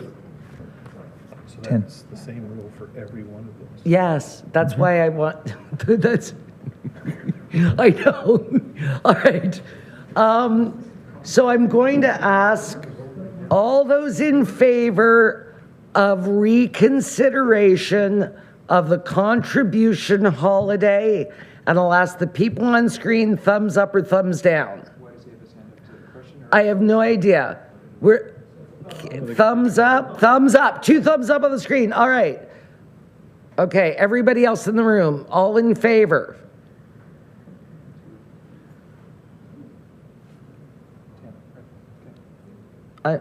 Do I count? We got it. 10. You're over 10. You're over the majority. Oh, I'm okay. Opposed? I just want to make sure. Okay. So now we're into, I need a resolution. Debate. To do what now? Now you're back to, you reconsidered this, now you're reconsidering it. Not to reconsider, to re-debate the removal of the contribution holiday from long-term care. Thank you. Can I get a mover and seconder on that? Moved Madam by- Chair, Yes. point of order. I wonder, could you identify what the votes for the reconsideration were and the votes against? Because it requires 2/3, which I believe would be 11 of 16, correct? I think they counted us. I know By Gwen show was of hands, counting. it was 11 as I counted, but was not recorded vote, but we noticed through the chair it was 11. Okay, that's all I was Yeah, wondering. because Thank you. the 2 on screen voted in favor. And then there were 9 in the room. Oh, okay, and probably because of the time lag, I think the votes on the screen had lowered before I looked up at the screen. Yeah, they gave the thumbs up. Okay, thank Okay. you. All right, so moved by the member from Whitewater, seconded by the member from Greater Madawaska. Now we can have more discussion on the contribution holiday. Yes? Okay, so I'm just assuming, because we're embroiled in this conversation, the motion now on the table is to leave the contribution holiday as is, as presented today. Yes, sir. I just want to double check that that's the motion Yes. on the floor. Thank you. All right, discussion. Member from Whitewater, please. So after the complete presentation having been presented to us and Daniel providing more context with respect to our reserves and the ability, the flexibility that the long-term care reserve, the vacation, the holiday from contributing to that offers us, The 9.27 is very high, and for me, the only way to make a huge impact on that is to take the recommendation the staff originally provided and to remove that contribution to have a holiday from it for this year. Thank So you for I'm your in support of comments. it. Further. Member from North Elgin Wilberforce, please. So we're talking about now the long-term care home reserve. You are correct, sir. Okay, then I can support that. Excellent. Member from Abbotston Bromley, please. Thank you, Madam Chair. So I certainly recognize, and at the time that we did this, I did want to see how this was going to relate out to the budget. And I am not persuaded that we need to adopt a 9.27% levy either. But I'm of like mind that I don't believe that we need to get all the way back. My concern is, again, it is the structural. So ultimately, if we draw this from the reserves at the rate that Mr. Burke had suggested, this number that he has picked is 3/4 of what is the total levy required on the baseline increase year over year. We're not actually accommodating that. We are simply pushing it down the road, and it's going to linger. Probably, I don't know if this council, you would recall in COVID, we had a lot of things all of a sudden disappeared. So we reduced those out of there. The treasurer of that day cautioned us that, okay, but you're sooner or later going to get back. So ultimately, if we are going to save, cannot recall what it was, 3.21, I think, perhaps, Mr. Burke. We're not saving that. We are pushing it to next year. And that is our starting point on long-term care baseline increase, plus whatever inflationary increases that we might anticipate that would be forthcoming from 25 into 26. For that reason, I am loath to take that high, that substantial a draw from the reserves to offset the levy. At 1.8 million, it was 3.2. I think that 11.4 million is probably, sorry, not 1.14 million. Am I saying that right? Anyway, I'm aiming at like 2%. To reduce the draw on reserves, that we are still in the balance.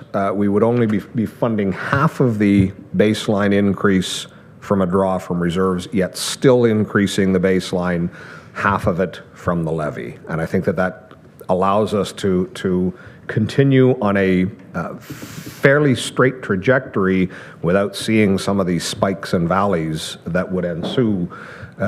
If we're going from a 0 levy increase this year, I will all but guarantee you we're going to be looking at a 6% levy increase required to next year just for baseline.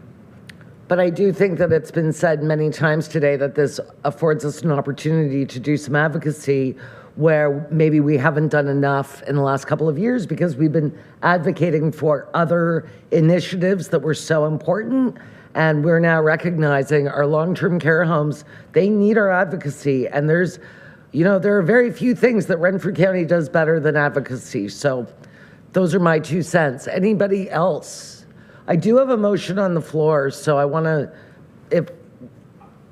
I would be moving an amendment then that it did not be fully restored to the budget, but at a level that would be half of the baseline increase be funded from reserves. Do you have a seconder for that?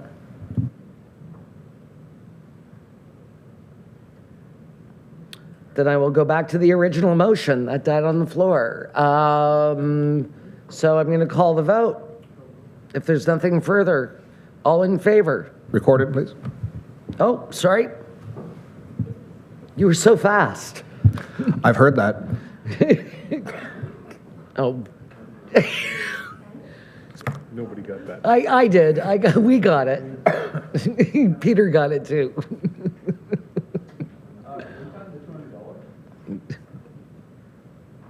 Sorry, were you talking about the $200? Yes, I did get it today No, in the mail.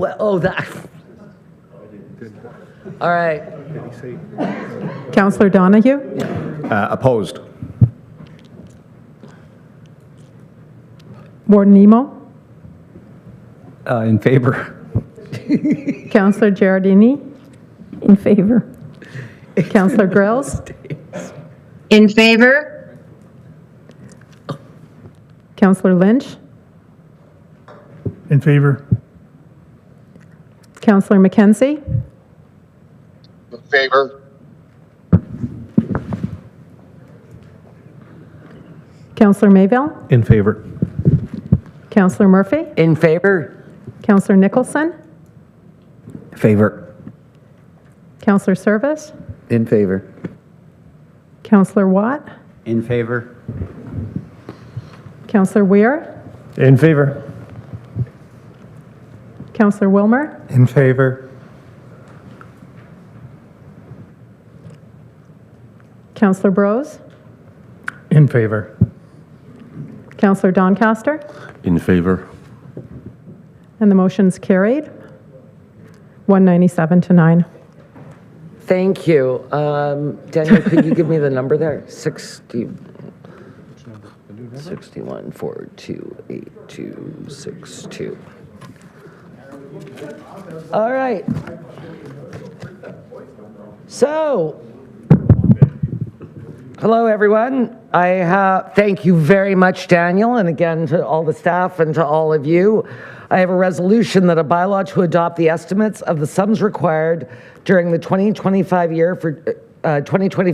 for general capital and all purposes of the County of Renfrew in the amount of $61,428,262 be adopted at this session of County Council, and further that the 2025 tax rates for county purposes be adopted by bylaw after the adoption of the 2025 tax policy bylaws. And before I get a mover and seconder, I want to thank my vice chair, Dave Mayville, who's just been a rock by my side here today. I'm going to ask for a mover and seconder, please. Moved by Councillor Weir, seconded by Councillor Wilmer. Comments, questions, concerns? All in favor? And that carries. 5.56. Yep.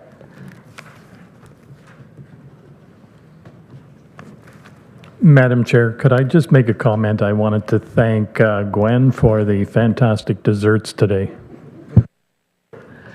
And seriously, did you make him his own pie to take home? Yeah, they really were delicious. I'm sorry, we're not taking a break, but for, again, our viewing public, we're just going to do a little shuffle here.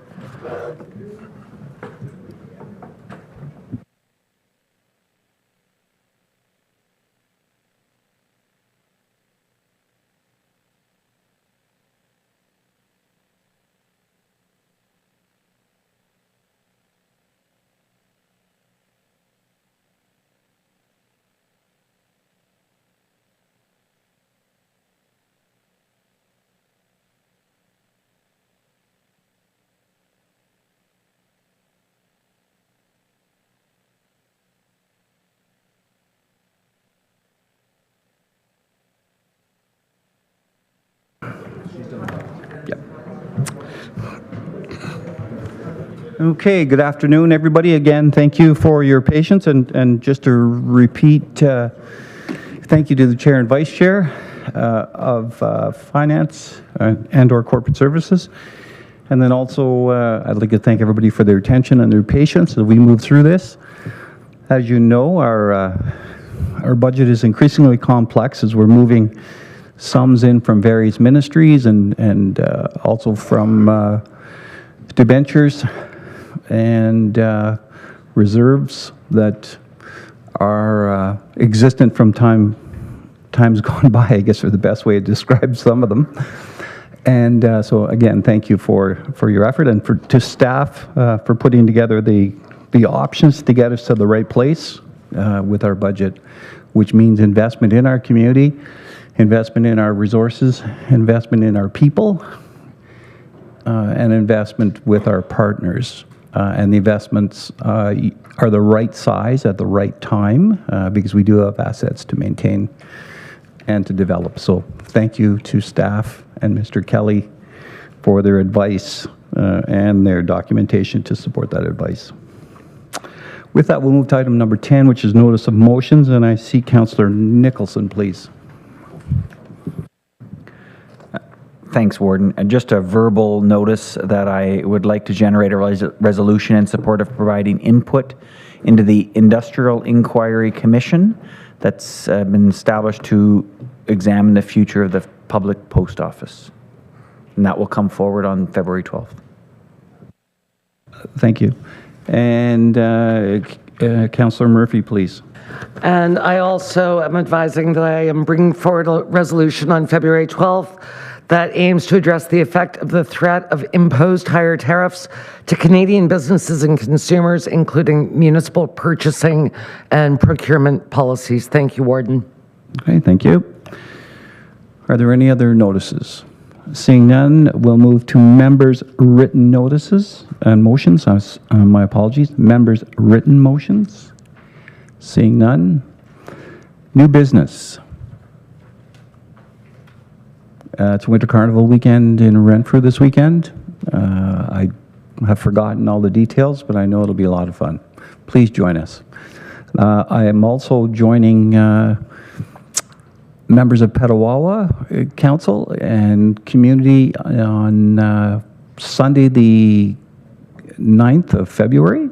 There is a Scottish heritage moment. The provost, Kilt and Skate.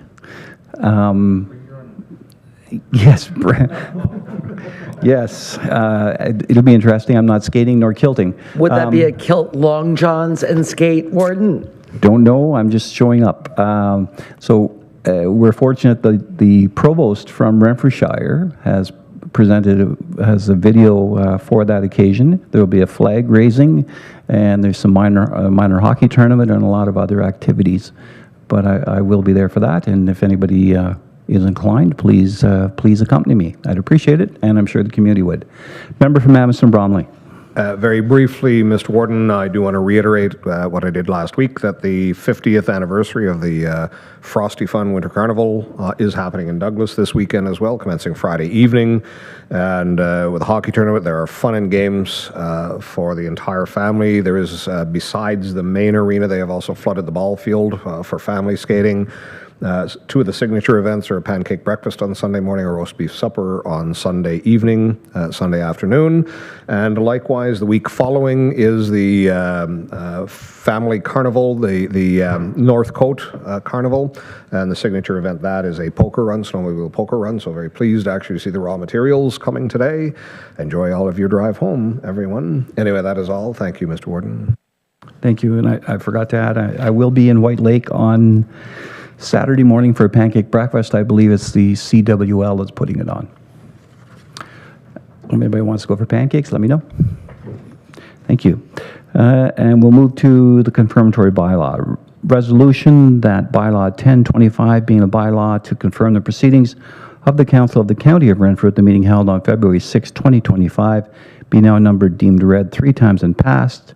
And a mover and seconder, please. So the mover is McNabb Braeside. Seconder is, okay, I'll look for it. Okay. So can I go ahead and pass this one, or should I sort of? Yeah. Yeah. Okay. So the mover is McNabb Braeside. Seconder is Head Claire Mariah. Discussion? All those in favor? Opposed? None is carried. And if I could get a mover that County Council adjourn at 2:57 p.m. this day, Greater Madawaska, and the seconder is from Arnprior. Discussion? All those in favor? Opposed? None is carried. Thank you. Okay, I would like, who were my 3 o'clockers? It was me.